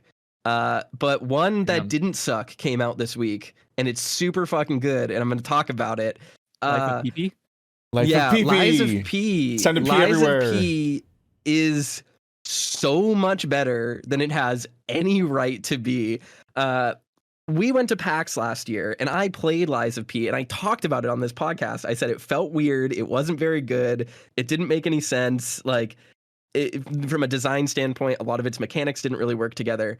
Holy fuck, I have never played a game that has made more of a significant beneficial change in between when I played it and when it actually released as Lies of P. Lies of P went from being the weirdest, floatiest feeling, awful feeling Souls-like with no real identity to one of the most well-playing, excellent feeling games I have played in years. Holy fuck, Lies of P is so good. And it is, if it weren't, like, this year has been so stacked. I haven't had this much trouble deciding what my game of the year is going to be since like 2019-ish, like whenever Pathologic 2 and Disco Elysium came out in the same year. And two of your top contenders are both influenced by Dark Souls. Yes, two of my top contenders this year are Souls-likes. First being Jedi Survivor, second being Lies of P. Lies of P is such a fucking triumph. It is the only 3D Souls-like I've played that is just trying to be a Souls game that actually seems to understand what makes the Souls series good from a design standpoint. It has some flaws. There are some issues with like the resource economy and like just how much it wants you to do stuff. But this game is good. And I can't believe I'm saying it. The fucking weird ass fairy tale reimagining of Pinocchio that it creates is actually really well written and really compelling. Its lore is really good. The way it tells its story is simultaneously more streamlined than Souls games and more kind and forgiving than Souls games, while also completely understanding what makes them so alluring and what makes people want to dig into them. It utilizes every single aspect of its gameplay and of its storytelling to actually tell a cool ludo narrative. It is so phenomenal. And as a debut things, right? Like the majority of its storytelling isn't through item descriptions, is it? It has a lot of item description storytelling. It has a lot of like incidental NPC quest storytelling. But just to give an example of how it works, it solves a Keith problem with Souls quest lines in that when you talk to someone and they say, I'm going to do something, when you go to your bonfire to warp to a different area, if there is an update in that quest line, it shows an icon on the area that they're in to tell you that they're there and they're ready to talk to you. So it is super easy to follow. Imagine making content that's designed to be found. I mean, I think Souls games are still designed to be found, and you can find them if you pay attention. But I know because I did it, and I've done it in all of them. Else, because like, fuck, man. But Lies of P makes it very accessible, and it's really interesting because it's a more friendly Souls-like. And what I mean by this is it tweaks the Souls-like formula in a lot of ways. It gives you things like these sort of NPC directors. It gives you when you die, for example, you drop your bloodstain, but instead of you losing all of your souls on death, what it does is what it does is instead of you losing all your souls on death, and instead of dropping a bloodstain like in a boss arena, it will drop your bloodstain in front of the fog gate. But the way it balances this is instead of losing your souls on death, like losing your bloodstain, every single hit you take up until you collect your bloodstain decreases the amount of souls on your bloodstain. Ooh. So it encourages you to play well to get back to your bloodstain without locking it behind the fog door. That way, if you're playing well and you're beating your enemies, you can grab your bloodstain and have more souls so you can level up if you need to get that extra edge against a boss. It's such a smartly well-designed game. I am over the moon about this game, and I want more people to play it. And as a debut game, technically they've released one other game, but I don't think anyone has played it. As the debut big release for this South Korean studio, NeoWiz, and I think Round 8 also did development on it. This game is phenomenal. Like, people really need to give it a try because it is so much more than the meme game that people were making it out to be. It is so good. Which was that being said, self-invited a bit by picking this premise. Oh, completely. I'm completely. Gonna be the like Pinocchio game is a lot. Yeah, it's the Timothy Chalamet Pinocchio Souls-like. But it actually works, and it's really fucking cool. It has phenomenal voice acting. And holy shit, let it be known, this is maybe the hardest Souls-like I've ever played. It is so fucking hard. We'll see about that. Yeah, Andrew, I was talking to Keith about this. I've seen, that you've played Sekiro. I've seen you play Souls games and get through stuff that other people breeze through. Let me tell you, I think even you are gonna have trouble with this game because I have it on my wish list. I'm ready to buy it. I just need to make room because I have to finish like 15 other games first. Yeah, one of the big issues with it is that it has a lot of difficult, like, sudden spikes where it's like, oh, you just need to master these mechanics that it put in front of you. Like, you can't drag your feet. You just need to get really good at it. It is extremely judicious with 2-phase boss fights. Well, you said it's like parry heavy, right? Yeah, so the best way to describe it is, unlike other Souls-likes, which are often, Souls game plus another game, this game is like very much Bloodborne meets Sekiro. And I know a lot of people are going to look at that and think like, oh, okay, I can imagine what that feels like. But I'm being very serious when I say it is Bloodborne and Sekiro, which is to say you move as slowly and as committally as you do in Bloodborne, but you are expected to parry things as well as you do in Sekiro. That's fine. So it is the parry system is what really was really valuable. Yeah, you are super fucked, Keith. For context, never beating this game. I am good at Souls. It's gonna have a Celeste style "I give up" thumbnail halfway through. Yeah. I am good at Souls games, and I'm very good at Sekiro. Lies of P took me about 33 hours. I streamed it in 3 or 4 days, 3 days, I think I did to completion. A quarter of my playtime is the last 3 bosses, which have no traversal between them. It was just attempts on the last 3 bosses. The last boss of the game, which I won't spoil, killed me in 3 hits.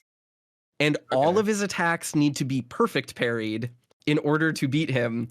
And he never stops attacking, and he has your issue. He has access to your all of the tools you have access to, so it is extraordinarily difficult.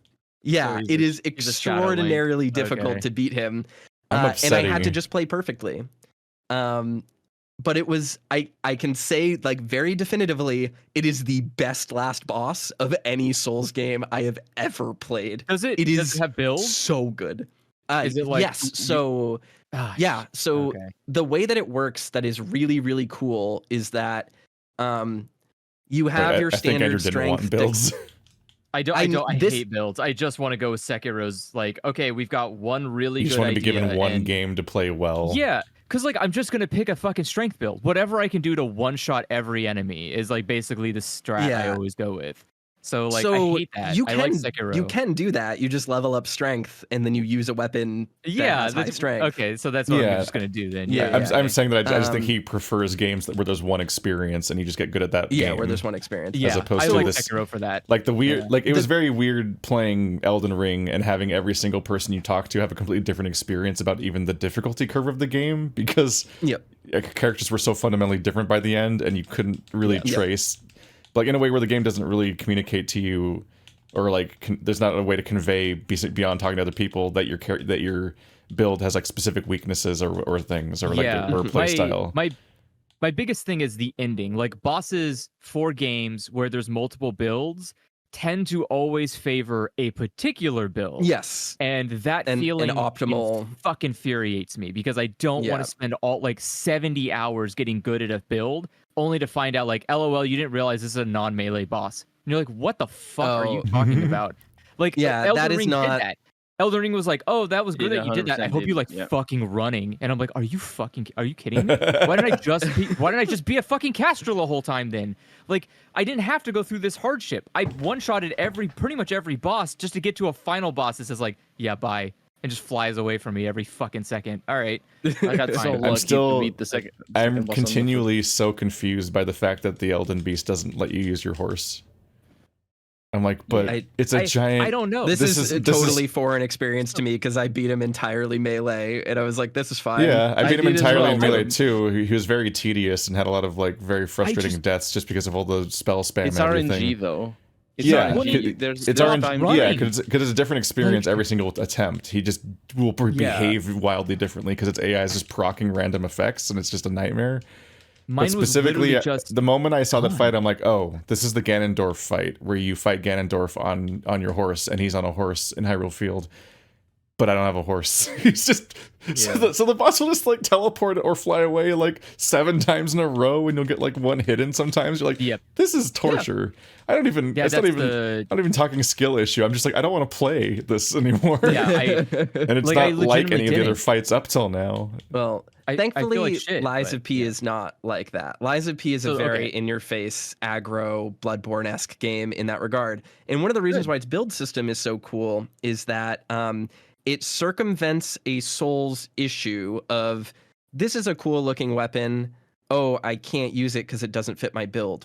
And the reason for that is Lies of P splits its weapon upgrades between the blade and the handle of every weapon. And you can disassemble your weapon and attach any blade to any handle.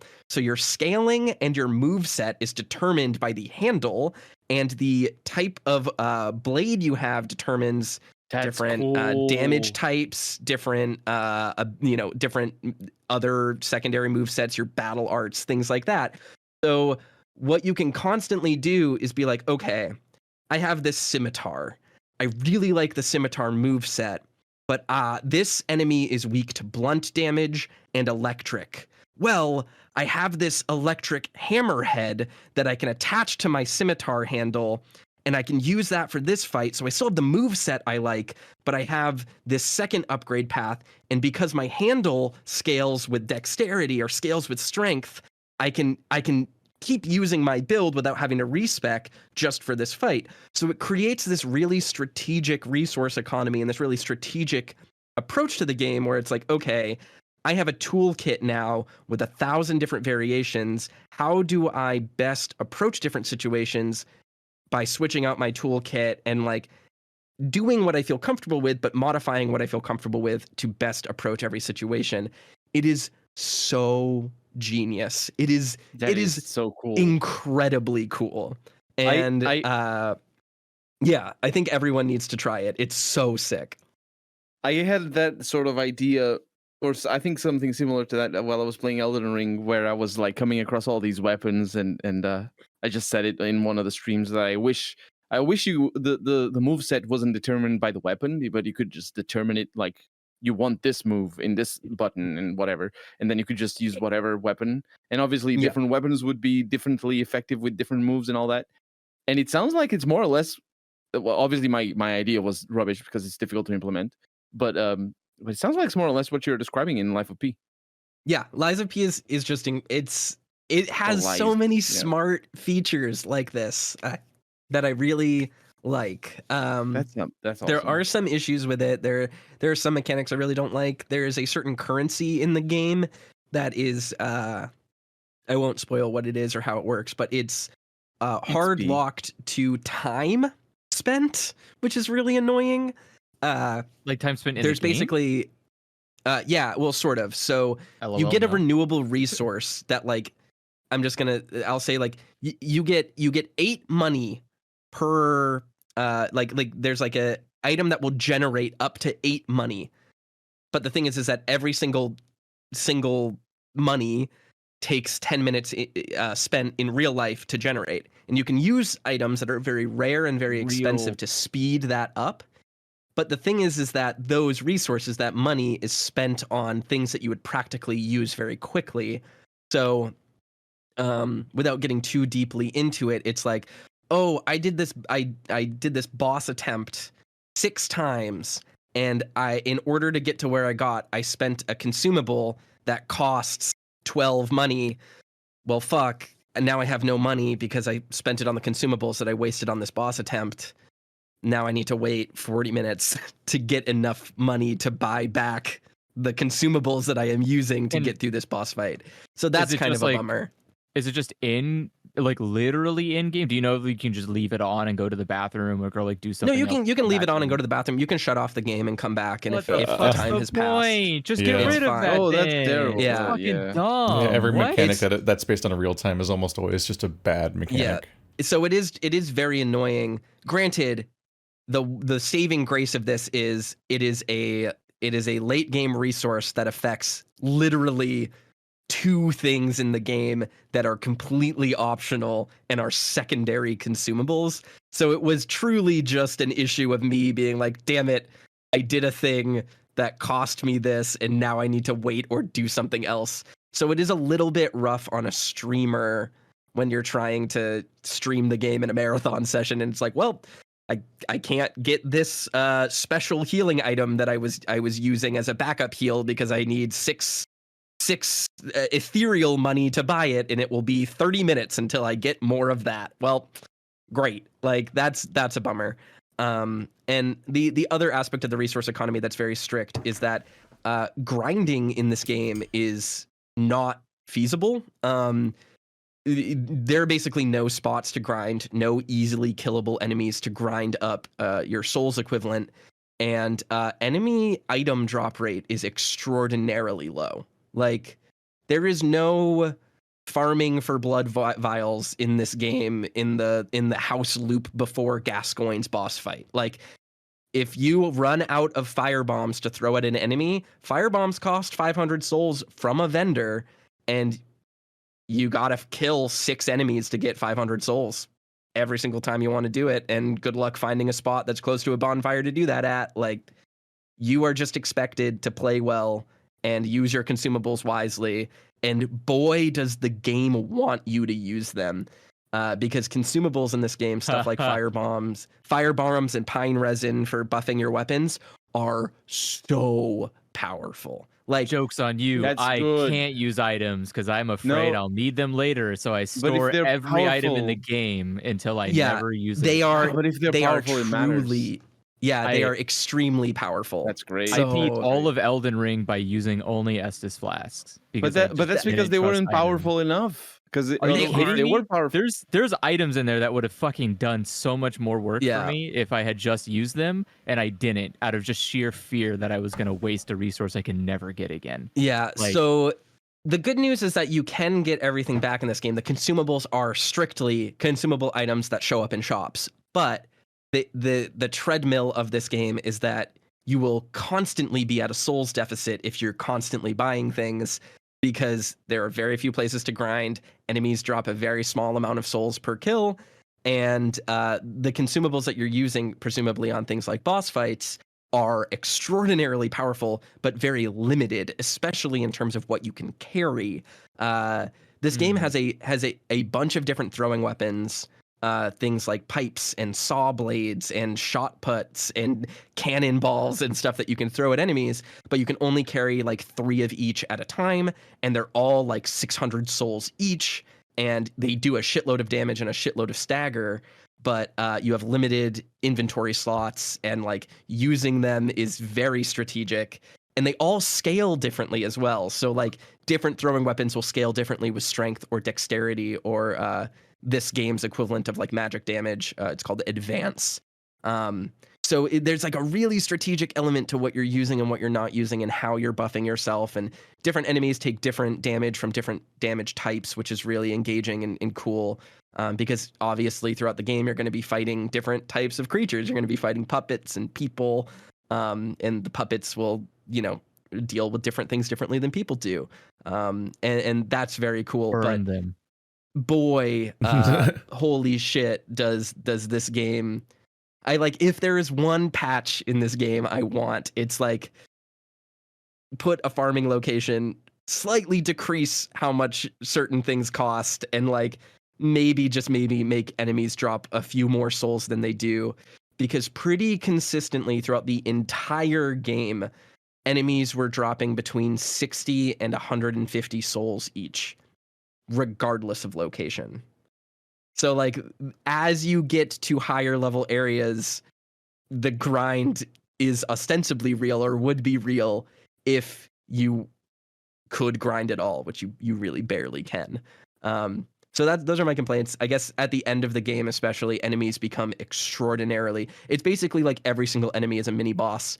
You're not killing things in 3 hits. You're killing things by. It's like as if every single enemy was a Capra demon, where it's like, all right, this is going to be a 5-minute encounter where I have to parry everything perfectly, or else I use 6 Estus and then I can't get through the boss fight. So that's definitely a thing. But yeah. I would not be surprised if they nerfed some of the bosses in later patches, because holy fuck, those last 3 fights are some of the hardest fights I've ever played. That means I gotta play it now then. Otherwise, I'm not gonna get the streak cred. Or you won't have the cred. Yeah. You didn't beat Demon Souls and you were fine with that? What do you mean street cred?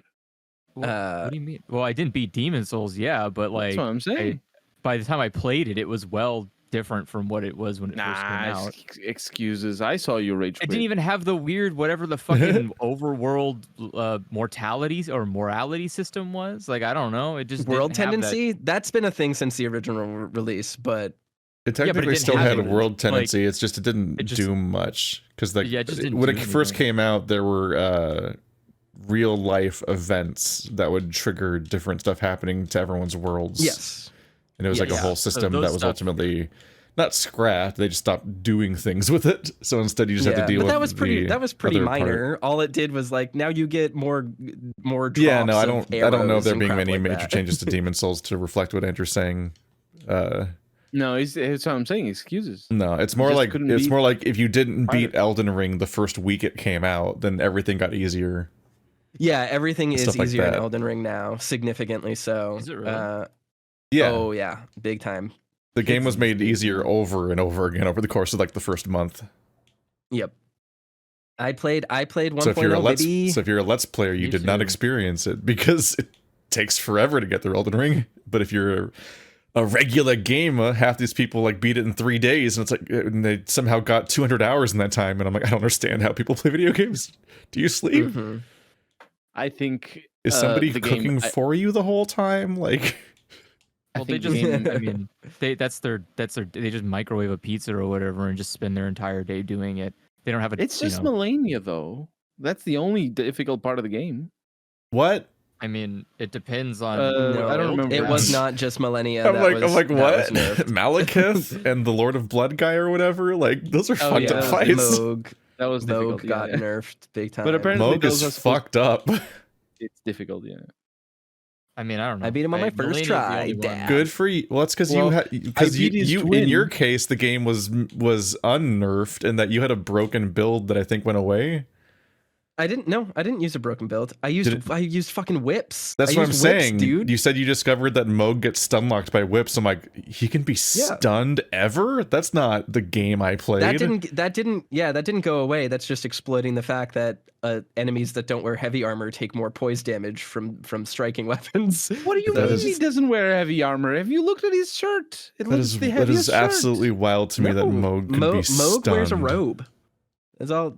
It's so much clothes. That's definitely. I've seen light clothes, and that is not at all what I do. No, he's just wearing a robe. But for me, that's like he's barefoot. He's barefoot. Smack him with a whip. But if your mind's being blown right now, this is a good example of how in Elden Ring you can have a wildly different experience from other players and not even understand why. It's because of stuff like this where it's like, oh yeah, by the way, Moog is vulnerable to whips, and you're like, what the fuck are you talking about? Yeah, read item descriptions, baby. It'll tell you. That's how I learned it. There's no mystery there. I just looked at what the game told me and I did what the game said. Moog in particular is designed for that. That's the how to skip the bit where you basically get killed. It's just designed to make Toaster smug specifically. 100%. And to make it even more smug, I used a bleed build, and he's the Lord of Blood and is specifically strong against bleed. So all I'm saying is if you play the game well, you'll be fine.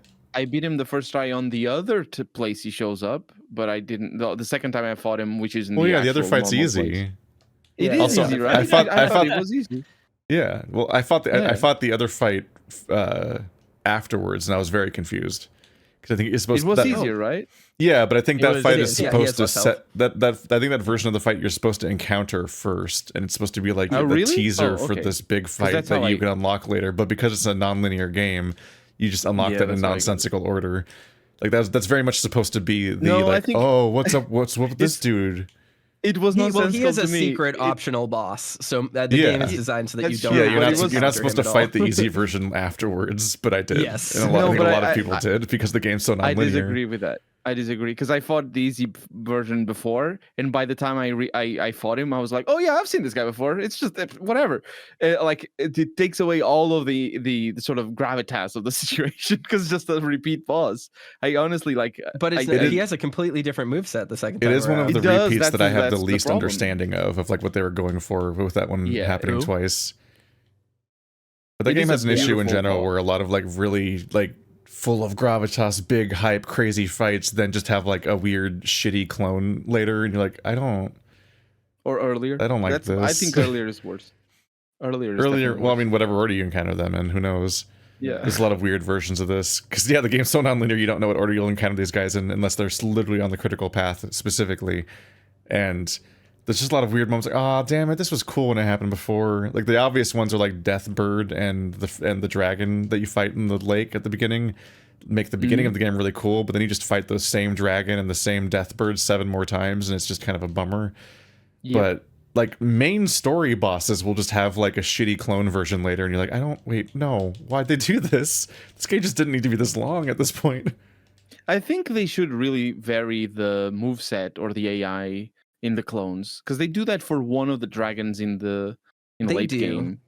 Yeah, but it's very, very rare. Technically, all of those dragons have different movesets and different AI. Just not massively so. It doesn't feel like it. Yeah, like the first time you fight one, he doesn't pull out a magic sword and hit you with it, so it's a big surprise when what happens in a later one. And they're all technically different elements and stuff, but they're very samey fights for the most part. They are, yeah. It's just a bit of a bummer where you're like, damn it, this was literally if you're playing this game and then meeting up with people periodically while you're playing it to talk about like the crazy stuff that happened to you, it's one of the things you would bring up of like, wow, this game's so cool. This dragon just randomly attacked me in this field and it was so out of nowhere and I never expected it. And you would have a very different reaction the 6th time it happens. Where it's like, oh, suddenly this isn't cool anymore because the random surprise fights are just 2 fights over and over again. You're like, damn it. Yeah. I don't know. I don't really think of the surprise as that meaningful in the context when it's like, oh, actually, like the fight between the magic dragon and the rot dragon are really different because it's about taking different status effects. The surprise is absolutely important. And yeah, I don't think so at all. It's 100% important. And you can't. It's absolutely intended too. Like both the fact that it comes as a surprise out of nowhere, and the fact like this is the game where they obscure how big the map is, so that constantly you're getting new information. You're like, what the fuck? How is it still going? And then the map zooms out even further, and it keeps going in another direction. Like it's supposed to be this big like water cooler crazy moment. The sense of discovery. Like when we. But what I'm saying is that the surprise only works one time ever. And the game is more than just that surprise, which is to say, sure, the surprise at the first time at the lake when the fire dragon breathes fire on you when you go to encounter a bunch of dreglings, like, whoa, that's crazy. Yeah. But then, like, it's very different, though, to replay a game and be like, oh, here's the part where things going to happen, as opposed to being like, oh, that one thing that I thought was really cool, it just happens constantly and now it's cheapened. Yeah, but I don't think it happens constantly because most of the other dragons are like, they're standing out. It happens so much that you literally start predicting it's going to happen. Like, oh, this is a weird, big, open ice lake where nothing's happening. The lake, I'm going to get ambushed by a dragon, and then I get ambushed by a dragon. Like, and then they throw in, but the thing is they throw in different caveats here, where it's like, oh, crap, now I need to worry about a secondary thing on top of this dragon. So I was expecting the dragon, but it subverted my expectations because there are 2 other really deadly enemies right here that fundamentally change the encounter and make it a more dynamic encounter. Is that? Yeah, I don't know what you're talking about. I think it was just a dragon. I don't remember anything else happening. It's close to the if you're talking about Borealis, there's a whole bunch of other stuff in that area, as well as an invader at the same time. I don't think any of that happened to me. For the Ghost Lady? Is that I don't remember the area. It's near For me, the Spirit only Caller Cave. It's the ice level, which is the worst level of the game. Oh, the ice level. Yeah, I didn't like Because that. the zone itself is almost entirely just repeating enemies you fought before, and there's only the only interesting bit for an entire chunk for that entire like continent or whatever that region. There are like 3 enemies total, and none of them are new. You're like, okay, this is kind of a bummer. It feels like they ran out of development. Super buffed as well. The only interesting bit was that city, and it was the worst thing because it was so boring. And they were invisible. I love that section. I think that section is so cool because on the top part, of that the section, part where you're not trying to only are you survive like all these incoming interacting- attacks and stuff, and things are invisible. I actually cut it. It was so boring to me that I cut it from. Oh no, that's the only good part of that entire zone. Besides, I hated it so much. Besides, like the boss fight, I guess. That level is so cool because it changes how you have to interact with the game. And on top of that, there's so much like story and narrative happening in there where you're like, oh my God, this is where all of these people hid at. And that's why they're attacking you, is because this is where all of the exiles were. And oh my God, this leads to the Mimic City. What exile? If you read the fucking race descriptions at the beginning of the game, you would know that this shit exists. I know. Oh, I read the item so descriptions. cool. I just can't. I can't process a story that way. I can't memorize a bunch of factions that I've never interacted with, and then names of people that I've never interacted with, and then it's so like. cool. I just walked on the roof. I can't mentally put together the yarn board of all the fucking like, oh my God, the Gillies is here, and then Gillies Jr., who actually calls himself Jeff, but he's always been Gillies, and I'm like, who the fuck are we talking about? I can't tell who we're talking about. I've never met these people. For me, it was that big reveal, richly textured. That secret where you find in the city, I don't remember, the capital, you find this statue.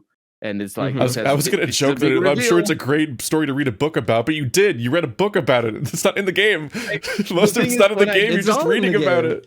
When I found that reveal, I was like, "Who's that?" And it is inevitably a character. I did not know who it was. I thought it was. It's not even inevitably a character. It's the 2 most talked about characters in the game that are the most relevant core part. They are. Every character talks about them. You go to every shrine and talk to anyone, and they're like, but Radagon went on his quest and Marika did X, Y, and Z. It's like, there's dialogue. It's just telling you. It's just telling you. I don't think. How could you not? I don't think most people understand what happened in the final boss fight of Elden Ring. Like, I don't think the transformation or the cutscene or the reveal or the character design, I don't think any of that actually came across for most people. Because as the most average person here, I can't tell you a single fucking thing about Elden Ring. Yeah. It's just not a great. It's just not a great way to convey a story. I don't know what's totally happening. Like the games were this direct and cool with their stories. Which is that's fine. not direct. It's extremely not direct. It is though. The game just puts the stuff in front of you, and characters will tell you things directly. One of the biggest struggles is the fact that you never just get sat down and like given a primer on most of these characters that lets you like. It's because every single way across the critical path of the game, characters just tell you what you need to know. They just talk at you directly. You're not given like an introduction on these characters in a way that lets you like be like, okay, here's my base platform. Like this character looks like this. Here's their personality. That's what their voice sounds like. Like this is their motivation or what's going on. And then you can then be like, okay, I know this character, like someone you met at a bar, and then be like, I'm going to then add all the context that I'm gaining over time to that memory I have of that character. You never are given a base level understanding of these characters to begin with to commit them to memory. So every piece of lore is just like words. Like it's like when I'm playing. I disagree with that, though. I'm sure, but I don't. It doesn't really matter what your opinion is if no one else knows what's happening in the story. That means that they're failing to convey the story to people. Is that they are giving you the baseline by telling you things about the characters. Technically, telling things is not the same thing as conveying successfully. And given that no one knows what's happening in this game, it means that they're not conveying it successfully. This is a problem with approach and focus, not a problem with the way the game conveys it. I can tell you. I think it's obviously a problem with the game conveys it because no one knows what's happening in the story. I agree with Toaster. The data proves me right. I can point to the place or the reason why it's difficult for me to follow the story of Elden Ring is the moment I realized most of the conversations are about, relationships between different characters that I haven't met. And relations as in like who's the son of whom and like and obviously there's all the jargon added, religious in the game and all. But I was like I didn't grasp any themes. I just grasped like gossip. And I was like, oh, that's not really for me. But obviously that's the point of the game, is you figuring out look at this. What is Well, yeah. I think a big thing though too is like you say, like the game doesn't give you a baseline. The game literally has an opening cutscene that introduces you to all of the characters that are major players, tells you exactly what they're doing and what their motivation is, and then shows you a picture of them. Like, that is literally what it does. You're talking about a thing that hasn't even advanced since like fucking Demon Souls. I can appreciate that you somehow work this way, but people do not watch an opening cinematic of a bunch of CG characters just spammed at them, or the Demon Souls loading screens that just keep randomly just showing character concept art for some reason, and then actually internalize what's going on there. Like you can't do a 30-second marathon run of every character in a game you've never played before and commit all that to memory. No one can do that. That's extremely weird that you do that. No, except people do, and that's why people like these games. Like, that's what I'm saying. No, they don't. It's why Vati has a career, is because people can't tell what's happening and they need to watch a video because they're not paying attention. I'm literally paying attention. I just can't follow. That's my whole point. You just follow it. There's no magic to it. For me, you can't just follow it. Again, as a normal person, I experience what I like to call Final Fantasy can't write stories-ism. Which it's the fucking Lassie problem. The Falsi Lassie seeth, and those crystals fortress. You're like, what the fuck is Lightning talking about? I walk into a place, and if my first interaction with the world is someone saying words I don't understand, I'm gone. I give up immediately, and I don't give a fuck. Toaster's acting like all of the people that are like, well, Final Fantasy 13 is a really easy to follow story. No. All you had to do was open the glossary before you started playing the game and read all of the terms that it puts in the glossary for some reason, instead of conveying via dialogue well. This is where I actually disagree with you, because I think that Final Fantasy 13 is a great example of a game that doesn't do this well, because this game introduces a shitload of concepts, puts them in a glossary that automatically unlocks all of them, that it is expecting you to just reference constantly, and then has all of these opportunities where you're talking to characters and you're having incidental interactions with NPCs and interacting with the world. And instead of having those reinforce and tell you interesting things about the cast and the characters and what these things mean, it doesn't. You just reference a glossary, which is very different from the way that Souls does stuff, where it's like, oh, I met this character. This character's only lines of dialogue elaborate on a very specific situation involving these characters, and every single time I talk to them, I learn something more concrete and tangible about the world they're interacting with. That is the fundamental difference between something like Souls, which tells its story through things like item description rewards and character dialogue. I'm just saying that Blythe is everyone's favorite character because his story is conveyed well. Except people don't understand his story at all. Yeah, wait, don't know what's going on with it. Isn't he just because they focus on him being some four-armed Twitter love thing? He's the sacrifice. Yeah, he's Guts and she's Griffith. Except that's not actually what he or she is. Reference. Sure, it's to an extent. It's a riff. I'm fucking talking about a game I played 18 months ago. But he is the necessary sacrifice, and that he's the character who specifically is bound to stop her from achieving what her goal is, despite being the character who is protecting her in the first place and motivated to do so. Like, the person himself wants to protect her and help her achieve her goals, but he literally is incapable of following through with that because of the oath that he's bound by, which is why he loses his mind when she actually succeeds. Jesus, you guys are way more invested in this shit. It was literally just this. I mean, this depends on whether or not you did the storyline. But if you did the storyline, it's extremely directly conveyed because it's characters on screen doing things and having dramatic moments and existing. But the cool thing about that is that Blythe's story is also informed by all of the other character stories, like Malekith, which you learn by just playing the primary game reason and I knew characters. what happened with Malekith was not only did I meet him and realize, the reveal is that guy was Malekith, oh my god, but also Malekith is himself an echo of Blythe's story, so they build on each other and complement each other's understanding. Yeah, this is all an example of how things work well. Akin to like how it's also akin to why people have a better understanding in Elden Ring. That's every character in the game. Absolutely, it is the characters you meet, yes, not the characters you don't meet. You meet almost every single named character in the Elden Ring story. But half the you meet them for the first time as a boss fight that you're killing. Yeah, I mean, but the same thing goes. Yeah, with but Malekith. I'm saying that characters are served better by being a Siegmeyer or a I'm forgetting names now. Solaire, or the fucking the Eyes Monk and so on in Elden Ring. Like a lot of these characters work better. Not Shabriri, the lady. Shabriri was good. I don't know Shabriri's story because it got open world murdered by me. Yeah, sorry. I met Shabriri once, I think, or I met the other guy that isn't Shabriri, I think, where it's like, yes, I see you beat a dragon. And then I saw him 40 hours later and I was like, I'm not him anymore. I'm actually someone else. I'm like, okay. And I never saw him again either. And I'm like, cool story. Oh yeah, I remember that guy. Yeah, directly tied into like 6 other character storylines. So if you just do all those storylines, are you kidding? You learn what happened to him. What the fuck? You learn exactly why him showing up and going, "I'm Shabriri," is meaningful. But also a significant part of meeting that character again was the fact that I needed to know.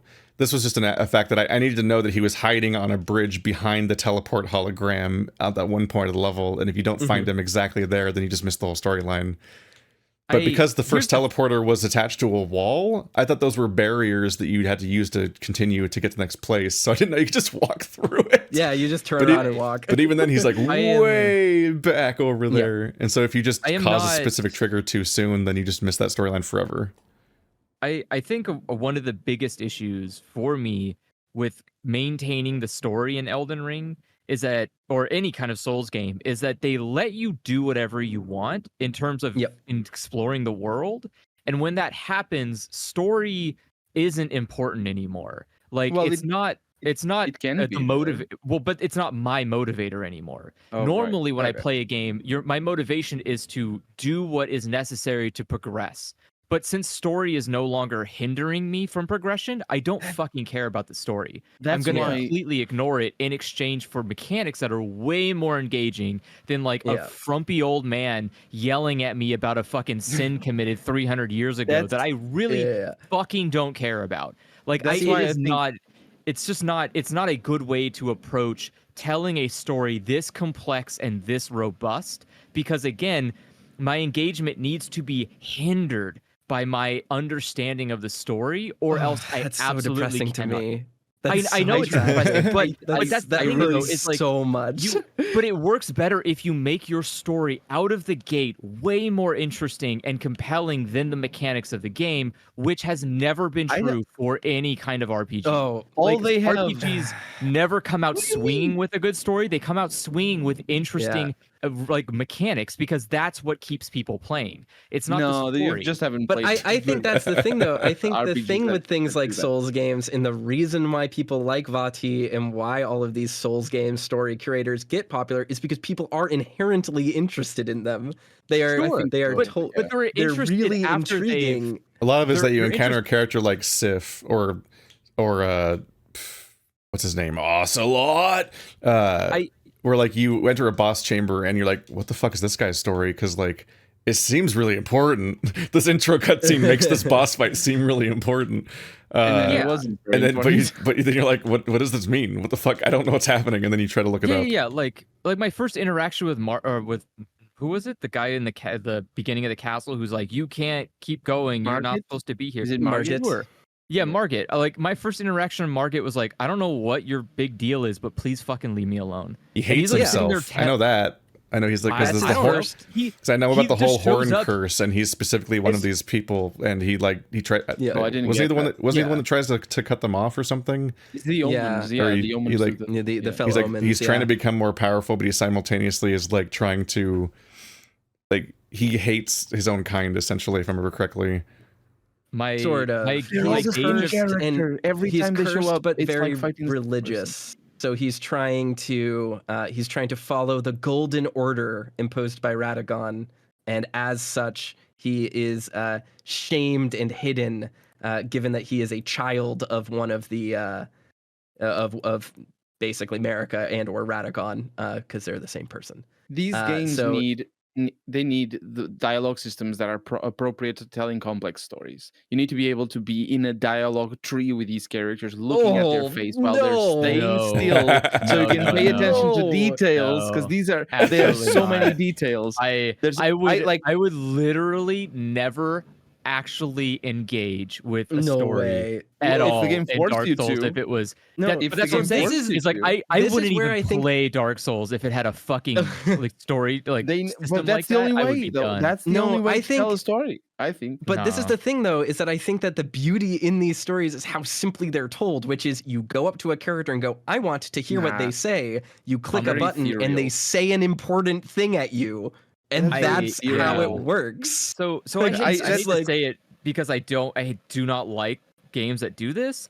But when it comes to open world games, like especially like Elden Ring, you need to just have the stupid tape recorders that tell me a story. Like I'm doing nothing for hours. Like I cannot tell you how many times I just sat there and ran in silence from one location to the next. And it's like, if you just told me stuff while this was happening, like podcasted at me, like, did you know that Marigold hates his father? And I'd be like, okay, that's kind of weird. What's going on with this guy? Like, I would be more engaged than I would be showing up to a place and guys like, I'm gonna fucking beat your ass because my god told me. I'm like, I don't care. I'm gonna kill you. My entire objective is to just walk forward and prove everyone wrong, and that's what happens the entire game. Is someone goes like, "You can't be here," and then I bonk them once and they die, and I'm like, "Well, I don't know what he was talking about," and I just keep walking. And it's not like I'm playing the game wrong. There isn't really much systems, or like there's no narrative systems to engage with that isn't going through menus. And I'll be honest with you, if I can beat a Dark Souls game without pressing start, I fucking will do it instantly.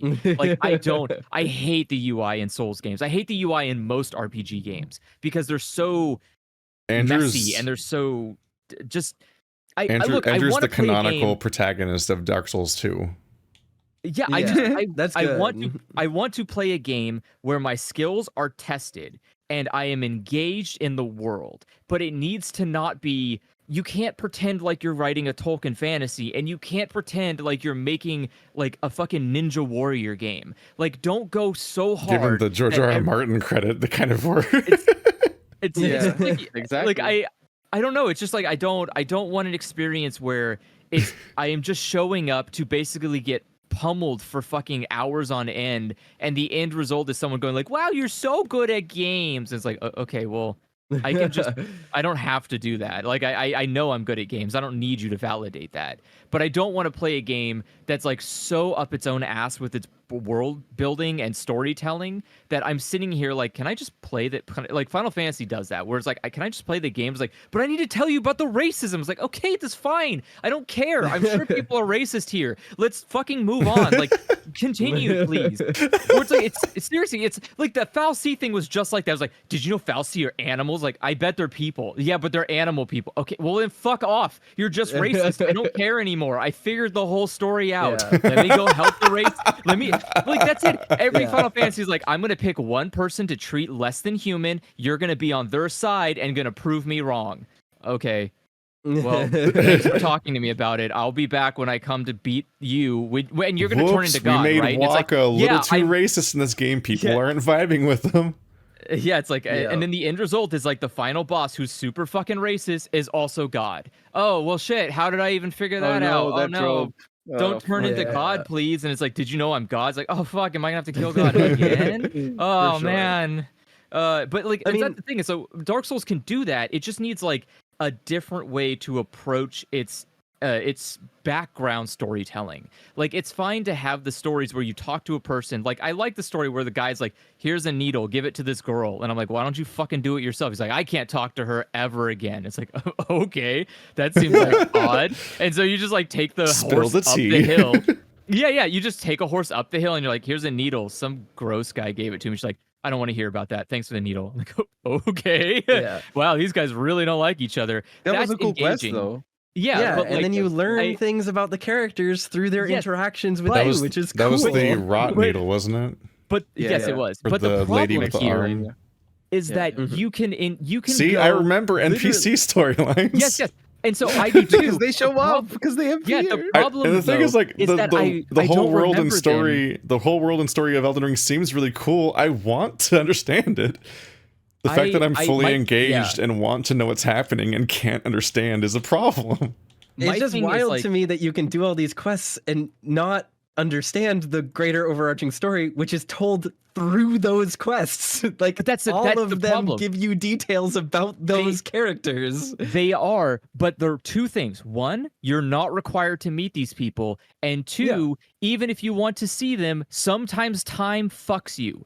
Oops, you went and killed a boss, and now you have no idea that now the world state has progressed. I was a holy character that lost out on the holy NPC despite checking him constantly, just constantly checking with him where when the story was going to go, and I still missed out because I did the wrong event in the wrong order, and I'm like, cool, and that's great. And again, I am totally fine with its character stories. I think the character stories in Dark Souls are great. They just need to not be fucking time locked in certain ways. Like, or just the game just could tell if you. A character, like, or pro tip for anyone going to play Elden Ring: when you're about to burn the tree, stop and look up several walkthroughs of how to do all the things that you're about to lose access to. That's the thing. Is you might literally spend 20 hours playing things that the game will just VoIP out of existence if you click on that.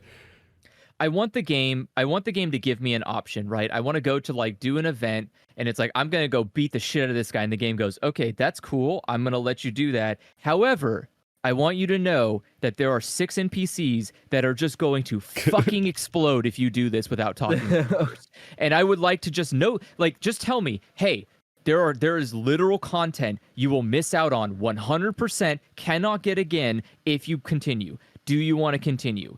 That is the kind of thing I need if you're not going to force me to interact with people. Because otherwise, why would my brain, that is just a fucking monkey neuron simulator, not just keep going towards the next thing? So, like, all it wants to do is game. Like, here's my response to this, though, is that I think one of the most beautiful things about Souls games is that you are purely an agent in their world. So when you go to commit a crazy act that would seemingly destabilize this entire world because it is set up as being a massive thing that you could possibly do, like burn the central element of the world that is larger than the rest of the world, that is the center of all of the religion, and possibly the center of life in this world, that you would stop and think, maybe this will change things, and maybe I should go and maybe do stuff because of that. Yeah, like, the problem is that you can only retroactively backfill which things will change or which stuff wasn't ready for that step of the process. I also don't know. Well, the game does give you a little bit of warning. But once again, I'm saying you only know if you read the wiki or through trial and error. But that's the thing, please let me just say the sentence. I'm saying that you only know via the actual experience or reading the wiki or so on for sure whether or not you are at the specific step of each storyline for it to transition from pre-tree to post-tree. You can't know for sure whether or not every single one is like that. And it got to the point of absurdity where I'm like, okay, I'm the holy guy. I want holy spells. There's 2 holy characters. I'm talking to them constantly. I keep teleporting back to them every time I do anything in the story to go talk to them again. Because surely they must have a story that goes somewhere eventually, right? This guy's just hanging out in the fucking HQ the entire game for 50 hours, and this other guy has teleported to this one broken bridge over here, and I keep talking to both of them, and nothing's happening ever. Maybe it's time to burn the tree. And then it's like, when I burn the tree, it's like, oh, the guy that's in the base, now he's dead behind the Coliseum and he failed the storyline. And I'm like, what? I was watching him the whole time. How was I supposed to know how to not fail this storyline without researching it? Because I actively was looking into these characters because I was invested with them mechanically to get spells out of them in the long term and figure out how to proceed with them. And now I've permanently locked myself out of entire parts of my own class because I couldn't do it despite putting more time in to watching these two characters than I have than any other NPC in all of the From Software's games. Just don't know how to relate to that because I managed to do the same quest because I also did but I've same explained thing. But I've explained what happened, and that's what happened. I'm trying to play the game like a sane person, and it's impossible. I think you're playing the game with the expectation and knowledge of what to look for and what to expect. And so you're going into it with a way different mindset than somebody who may not be as committed or as familiar, which means they walk away with a way different experience about how good the story was, which then in turn leads to the Ouroboros problem you have of like, you should have better taste in games. But people don't know. People like end up going like, well, Elden Ring has a shit story because I don't know what it is because I don't know how to engage with it because I don't know what to look for. Whereas like if Elden Ring just showed its little fucking creepy baby hand and said like, that's the guy to talk to now, then I would be like, okay, I'm going to talk to that guy and be super invested in like, why is this guy so fucking upset but cares about this character who hates him? Is it its dad or something? And it'd be like, yeah, it is. And you're like, whoa, that's cool. Like you could... I want to engage in the soul story. Every character is like looks like a cool OC in an anime. I want to engage with it. But, like I talk to them and they go like "fuck off," and I'm like, "Oh, I'll never talk to you again." I kill them because I don't like that. It is a franchise about getting told to fuck off by the same guy 70 times in a row, and then you keep checking again and having the same conversation play again, and then you're like, when? What? What are they hooked into? Because all of these storylines have only like 4 steps. But the steps could be spread out by like 40 hours of the game. Yeah, somebody might want me to go kill a guy that's like 200 miles away from the objective that I'm currently interested and focused on doing. And when I kill that guy, I don't think back to like, wasn't there a guy living under a well inside of a bridge underneath 15 layers of it's such a huge cast to keep in mind. It is definitely a huge cast. And this is the franchise where approximately 100% of players fought the like Leonine Misbegotten at the wrong time. Because they saw a bridge covered in siege weapons and like that seems like something to deal with later. I'm going to keep poking at this zone I seem to be in, and then there's a more inviting opening to a higher level zone to the north that's less hostile. What game is it? And then you end up going on a different planet, and then like 40 hours later you're like, oh, I never went across that one bridge to the south, and you go back to the Leonine Misbegotten's castle, and it's super easy, and you beat him in 3 hits. That was such a universal experience. I had that experience. Both of you had that experience. Fucking Shammy's video essays had the exact same experience. Like no one goes there when you're supposed to. And I think at some point you could just say that it's not wrong to just admit that like the game has a few basic conveyance issues about like what order it wants you to do stuff in, despite clearly having an order it wants you to do certain things in. Like there is. But the thing is it's not about the order and a progression. That's just a character quest. So if you just talk to the character, you learn. But I don't know he even exists. If you even get a benefit for doing it before talking to the character. But he's random though. He tells you there's a castle to the south. What does that mean, mate? What? I don't know. Yeah, it means there's a castle to the south and he wants you to go there. So you go talk to him and you go do the thing. If you don't find it, that's fine. It's completely optional. It's okay. Well, but don't you lose out on an entire story tree by not talking to him? Yeah, no, you can do that quest first and then talk to him later, and you unlock the whole tree. Wait, what tree? Does it continue after the sword a bit? Oh yeah, it does. Yes, because he's directly related to the woman on the side of the road that's murdered, and then another character. I remember. So, I can't remember if I finished that one or if it was like permanently locked out. Oh, I think. She's related to the girl. Oh, okay. For me, there goes the relationships again. What does that matter? I am okay with people not being related to each other. What? So I think my point with this is also though that I think the reason why I think it works in something like Lies of P is because Lies of P is very direct in how it wants to tell its story. But the reason why I don't think pointing you to every single character, being like, hey, there's an event with this person, doesn't really work in something like Elden Ring. Is that is a game fundamentally about exploring and understanding relations between people and figuring things out and being an agent in this world. In Lies of P, you are not an all-powerful agent, free agent in the world that's going around enacting your will on things. In Elden Ring, you are. So going to do something like solve the regression puzzle and then progressing Goldmask and Corhin's quest are something that you are self-motivated to do by being interested in these people. And when you hit a wall, you go, how would I progress this? Well, I'm going to investigate their religion and their miracles and the things that they're talking about. I'm a faith player. Maybe I should read into the faith in the game and talk to all of the other people who talk about faith and look into this Radagon and Marika thing. And why do they keep talking about these strange principles of Marika every time I go to these stakes of Marika and all of these churches? Is there a specific line of dialogue, though, that's like, it is now time to check behind the Colosseum? You've been there before, but now he's there. No, the Colosseum, I mean, that's the thing, is that the only time he goes there is if you have failed the other parts of the quest. Well, then I guess I have no idea how to succeed at that quest. Yeah, so you talk to him, he says, I'm trying to find Goldmask. You find Goldmask. You then tell him that you found Goldmask. He goes to try to find where Goldmask is along the road. You talk to him again. Yeah. You do these things a few times, and then finally, when you get the runes, they move towards Lanedale, which is where they said they were going, and then you solve the mystery of regression in Lanedale after talking to all of the characters that point you to Lanedale talking about the faith. Once you solve the regression puzzle, you can then talk to Goldmask and learn the secret that he's hiding. What is the regression puzzle in Lanedale? It's doing the thing with the statue that turns it from Radagon to Marika. Oh.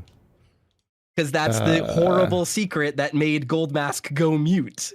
That's the whole thing they've been looking for. Can't remember that happened. And then finally, I do remember talking to him. So now you've unlocked some memories, and then I remember like, oh right, I remember talking to him along the road and getting him to Goldmask, and he's like, this guy, he's a genius. He's just sitting here. He's so smart and standing still, staring at the tree. And then he's just and I never was able to successfully get the next step to happen. Yeah. He just kept staring at the tree, and then I didn't know what to do with that. And then breaking the, and then when you burn the tree, when you burn the tree that they're looking at, which like him looking at the tree seems like it's indicating you should do the tree thing next. No, he just dies if you do the tree thing next. It's about the horrible truth behind all of this stuff, which you can find by solving the puzzle. It's not horrible though. Why is it horrible? It's nice. It's okay. It's not though. It's not twist is fine. It's not a twist. It's all right. No, it's a huge twist because it proves that all of the conflict was completely arbitrary and that Marika and Radagon are opposed to each other, which is like the big reveal. But it's all right. That doesn't affect the materiality of the game. Who is? It does. It proves that the Erd tree and its faith is entirely artificial, which is like a huge problem. There was no assumption that it wasn't. At least not for me, anyway. What for the rest of the characters in the world, it is though. Oh, I suppose. Do you kill them?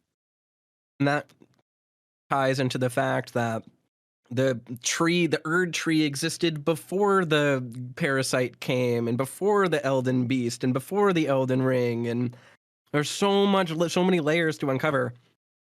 You just have to be self-guided in it. And I think the beauty of that Ludo narrative is that you are entirely in control of that. So pointing you to it would take away that agency and remove the beauty of that design, which is like you're actually rewarded for being invested in things. It's really difficult, and taking it seriously.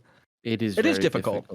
It is difficult. And I'm not saying it's not difficult. I don't think, for example, like I don't think that it's necessary to literally be like, here's a quest marker saying where to go next to continue the storyline. Sure. I'm saying that when you have a more linear world layout akin to Bloodborne, you can strategically place characters where you were likely to encounter them. And then as you proceed forward through the level, they tend to skip forward to places that are forward in your progression, where you're once again likely to see them again, as opposed to like the primary place where people fail to complete Dark Souls and Bloodborne storylines are specifically the parts where suddenly the character teleports backwards to an old location and you have to like intuit to check there. Like how, like, I think it's like I think Eileen the Crow goes back to Gascoigne's boss chamber, and somebody else shows up in. Yeah, the person she's looking for is there. Yeah, I was gonna say somebody else shows up in fuck names. Vicar Amelia's room, but I think that might just be a minor lore character, not a quest line. Mm-hmm. It's been a while. The same happens in Elden Ring. There's I think, well, the fact is that Elden Ring's so massive that they can't expect you, that they can't consistently get people to go to the southern castle in a time that makes sense narratively, let alone follow where people are teleporting to at the time.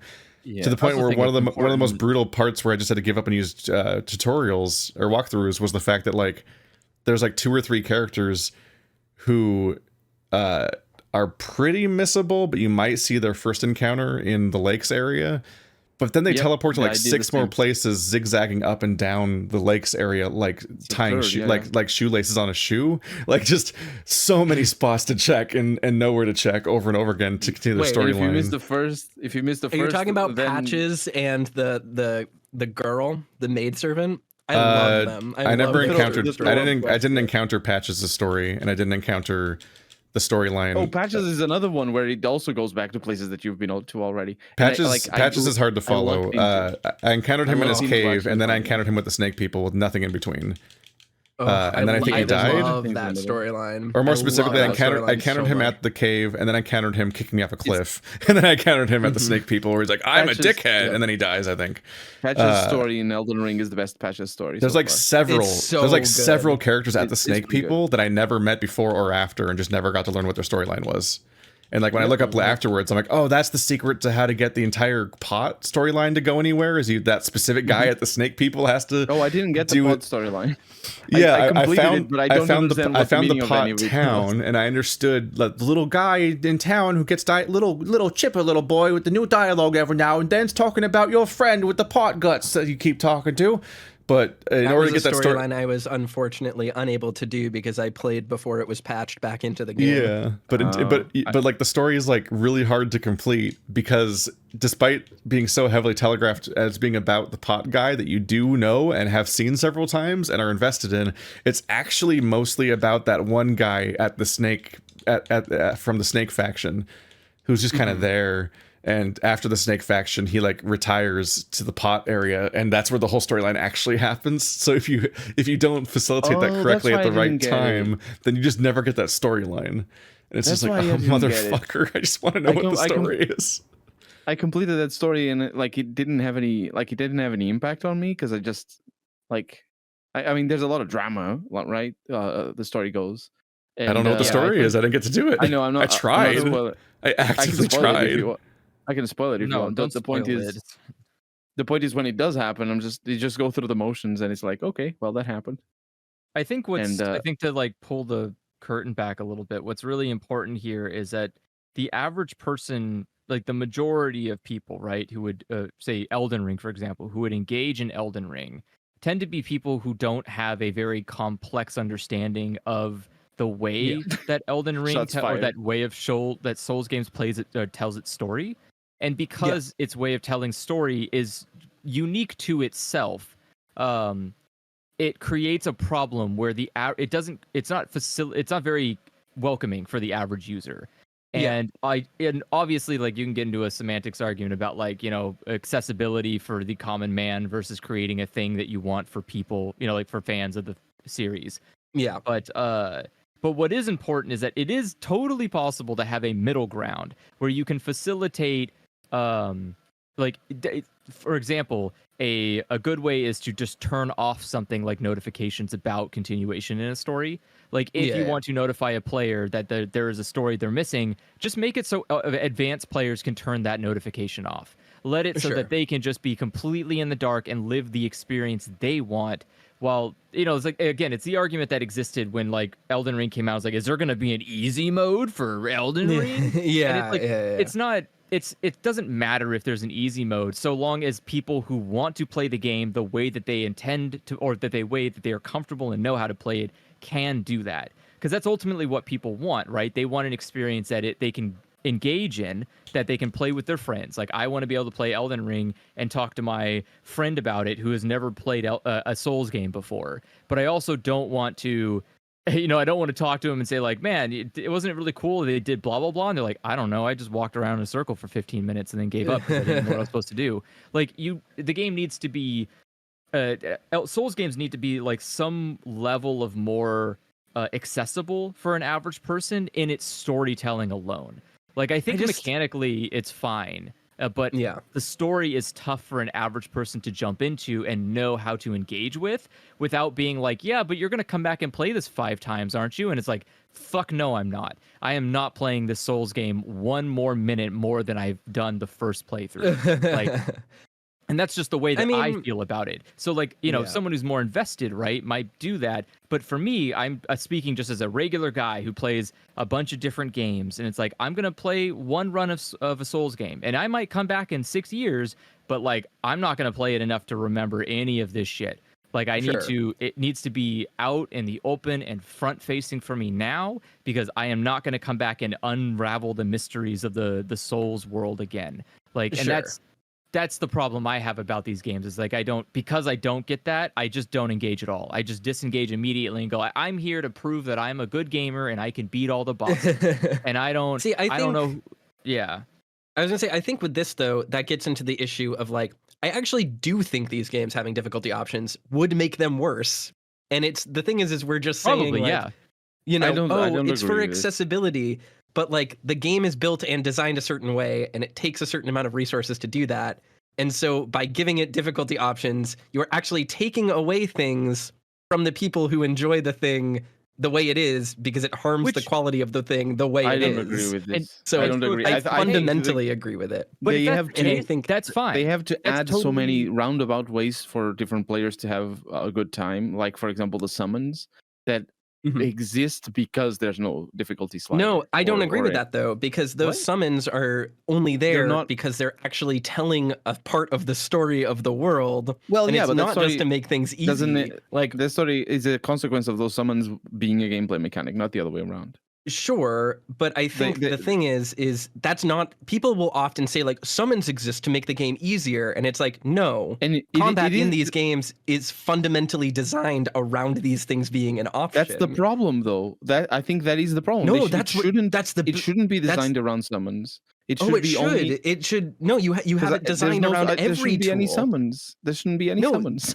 There should be, because otherwise the game is super easy. Otherwise the game is super easy. But that's the thing: is the difficulty isn't. That's not what makes the game cool. The thing that makes the game cool is that it's so holistically designed around every element in it. Otherwise, it's a bad game. I personally think it's a bad game with summons. I don't have a good summon.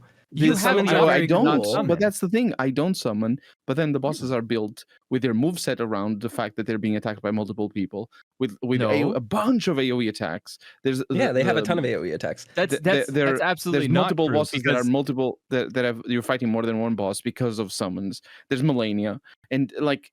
And the ball and just let's be fair, the mimic tier is just absolutely broken, and it's not even like obviously it is very broken, but the other ones are super powerful as well.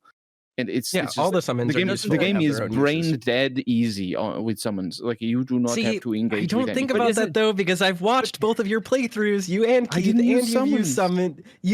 But it's not brain dead easy at all. No, like that's what I'm saying. But the that's game, what I'm saying. the game isn't. No, but I'm saying the summons wouldn't help you with the parts that you had trouble on. They wouldn't have. Of course, no. I'm telling you straight up, as a guy. I was definitely genuinely considering the idea that summoning was making my game harder because it was giving the boss health while just dying immediately, and I'm like, not for me. To the point where I was like, what is the mimic tier for? Because I do have mixed feelings on the mimic tier specifically because of the fact that like 90% of the game it makes way too easy. And then you use it for the final bosses where you actually are struggling, like, fuck, I'm in a cave and actually summon, and it's useless. You're like, well, shit. I only use it the one time, and the one time was my 158th try against Malenia, where I beat her with my first attempt on using a mimic tier. And I never looked back. Well, that's what I'm saying, though. These are the quintessential example of games where people make up rules about how to play them, and they're like, this is the way it's meant to be played. It's the way I like to play. It's the way I like to play. I like to have one character to worry about, in fighting another, a challenge, right? But you can do that. But what I'm saying is it's not a difficulty option. It's just you have selected to do a challenge run for yourself, which is very different than adding a difficulty option. A challenge into a run game. enforced by public shaming because the culture around these games is weird. No, it isn't. I don't have fun watching my Mimic do all the fight for me. That's not. They won't do the whole fight for you. I don't understand absolutely. What the problem They almost use the Mimic, and the Mimic is not. I was gonna say no. The Mimic 100% will just do the fights for you for large chunks of the game. It's actually it is fucked up how strong the Mimic is. Yeah, but guess what? You don't have to use the Mimic. It's not a requirement. No. They also greatly weakened him over patches, especially from when I played. And when I played way back at the original release, the Mimic was the strongest it had ever been, and I was using a very good optimized build. And if I just sat back and let my Mimic do things, bosses would eviscerate them. Yeah, I played a literal, I played a melee strength build with a Mimic. Maybe I'm misremembering. It was literally me and one other person. I definitely had the easy time with the Mimic. I think the Mimic does make things easier because having summons... I think the Mimic is super cool, so I want it to be a fun, interesting mechanic, but it often made entire parts of the game just not very interesting. Sure, and that's fine. Just don't use the fucking Mimic. And no, you didn't listen to the words I said. My whole point was that the Mimic is cool and interesting and should be a cool mechanic, and I wish that it was more interesting to engage with instead of a thing that would frequently invalidate entire encounters. True, and they did that. They fixed that problem. I don't maybe in some version of the game none of us have experienced, even though I played I took like 6 months to beat it and it still wasn't like that. I think it still comes down to builds though, because I find that like again, a strength build is so easy. I can just walk up to bosses and like LOL bonk them twice and they're dead. And like that's one of the reasons why the Mimic was fucked up is that it could cast all of my spells. Ooh, but the way that it punishes you is that you have no control over what spells it casts and what it doesn't matter because the Mimic has so few consequences in general. Yes, the whole thing about the Mimic and why it's so powerful is that I, as the player, have a tiny baby health bar. No matter how big you make it, it's a baby health bar because it's Dark Souls. The Mimic has infinity health bar. It has so much health bar. So this little fucker can just tank hits and cast all of your spells out of your backlog. It is objectively, wild. the Mimic has less health than you. That is what? Yes, it does. That is not true. Statistically, no, it is. The Mimic has your stats but less. That is how it works. That is not true. It is true. That is absolutely not. I've played the game. The Mimic tanks like crazy. I'm telling you objectively. Your Mimic lived forever. It could just hang out and cast spells and get its ass beat while I'd be terrified of ever casting a single spell because I would just die in the process. I literally played on like day one. I had the strongest Mimic in the game. That motherfucker would get crunched by like 3 hits. I have no idea what you guys are talking about, but it's also not productive to argue about a game from 18 months ago. At plus 10, it gets a 3 times multiplier to the base health that you have, but that is offset by how much more damage enemies do to them, which makes them ultimately have less health than you have. I did not think this was my experience, but it's also like, once again, it's like it's been so long, it's not worth it to argue about. Which and that's fine. It's just the idea. Every time anyone talks about this game, it does not sound like the game I played. That's the thing. Is like I think the importance about what makes Souls games so compelling to people is that everyone gets a unique experience and everyone gets to build the game around the way they want the game to feel like. If you want to play a game where you're playing ranged only and doing it that way, you can. It's a diminished experience, in my opinion, because you're a little fucking baby and you don't want to get in the face of an enemy and deal with dodging and parrying and fucking taking hits. But that's totally fine. The game is built to facilitate your desire to be a coward. And the game, in turn, is also built to facilitate me being a fucking giant, angry, stupid monkey running into the enemy and swinging a bat at it. Like... But the important part is that we all walk away with the same experience, which is like, man, that was a hard fucking fight or whatever. And we all go like, man, it was fun going around and like seeing a thing or engaging a thing. The whole conversation we just had was about how you don't have the same experience with fights. Well, I'm just watching my footage right now. You aren't making consistent arguments.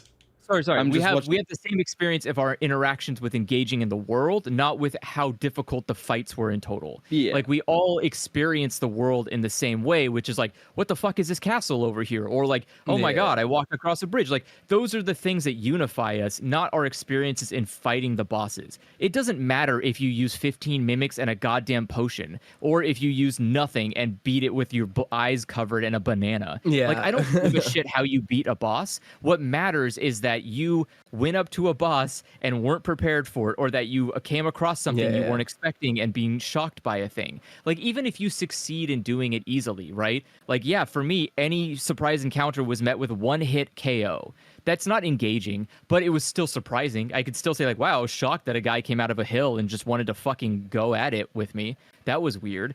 Even though nothing in Elden Ring, nothing at all in Elden Ring was built with difficulty in mind. It was the comically easiest fucking game ever made in existence.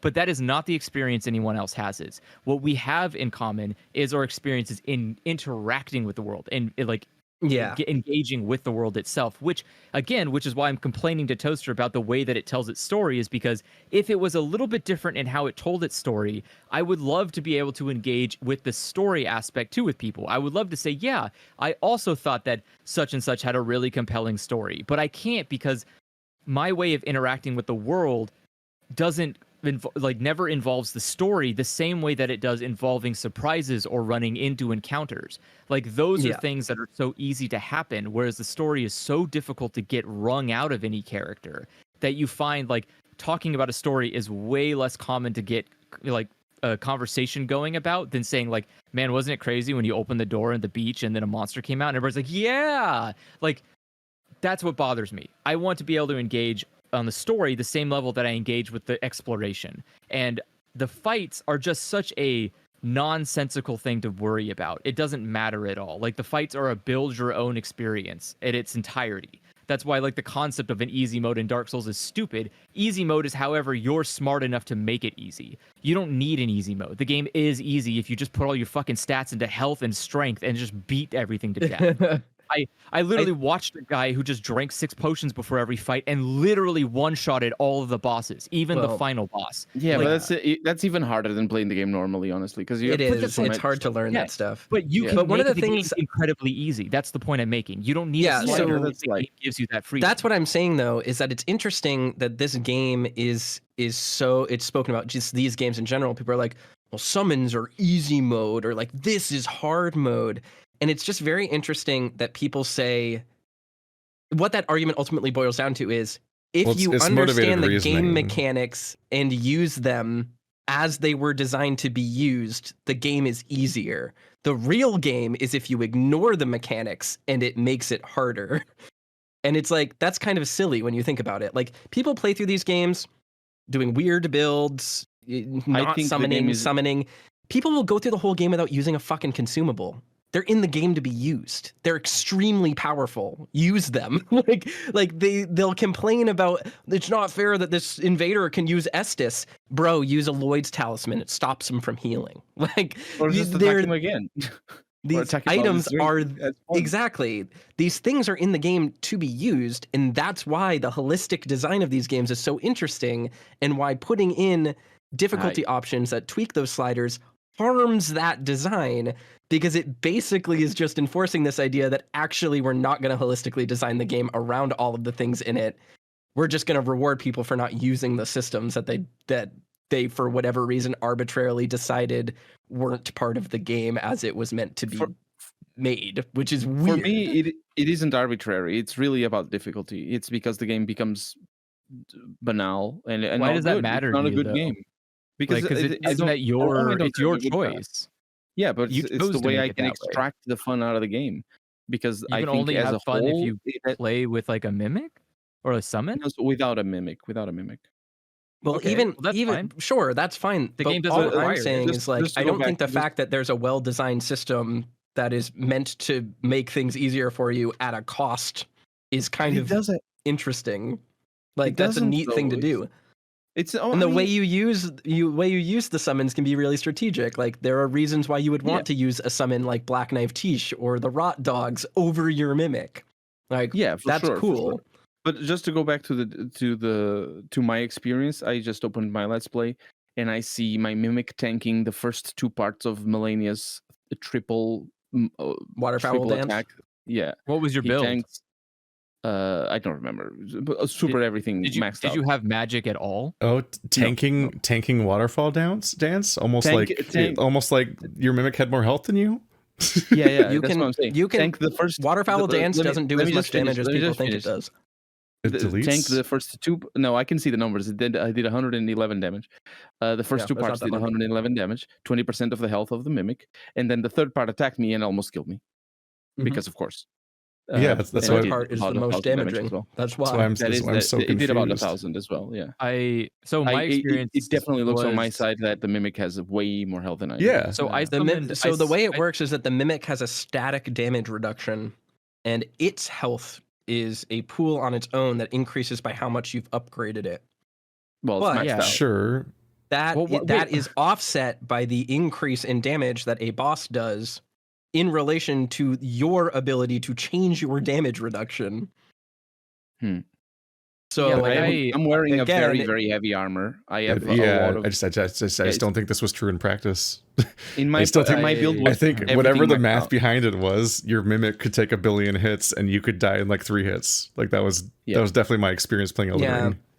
I usually had about as much health as much damage as my Mimic could take. But again, maybe they changed that. Maybe they made it better as the game went on. I don't know. I played the first week, so yeah. But just to solidify my argument around the difficulty and why I think it should have, but also it shouldn't have summons, is I think if we are going to take Elden Ring as a game, or at least on the gameplay side of things, holistically and just not trying to be cutesy and trying to have fun with the system, it's not a good game. Because it's so long, so repetitive, so nothing. It's very, very straightforward. It's an easy game. So for Elden Ring specifically, it teaches you all the right ways to do those things as well. It's not like a secret. Like for example, Dark Souls 1 can be easy if you like figure out all the right order to do things and have the right spells. And that's what makes it beautiful. It is. I think that's cool, but it's also like something that happens not only naturally happens on the second or third playthrough. Well, how am I going to kill long range enemies as a melee user without summons? Dodge. I can't hit them. I literally fucking can't hit them. Go up to them. I can't. If you want to. There are enemies that are just literally flying in the sky. Oh, hide behind a wall.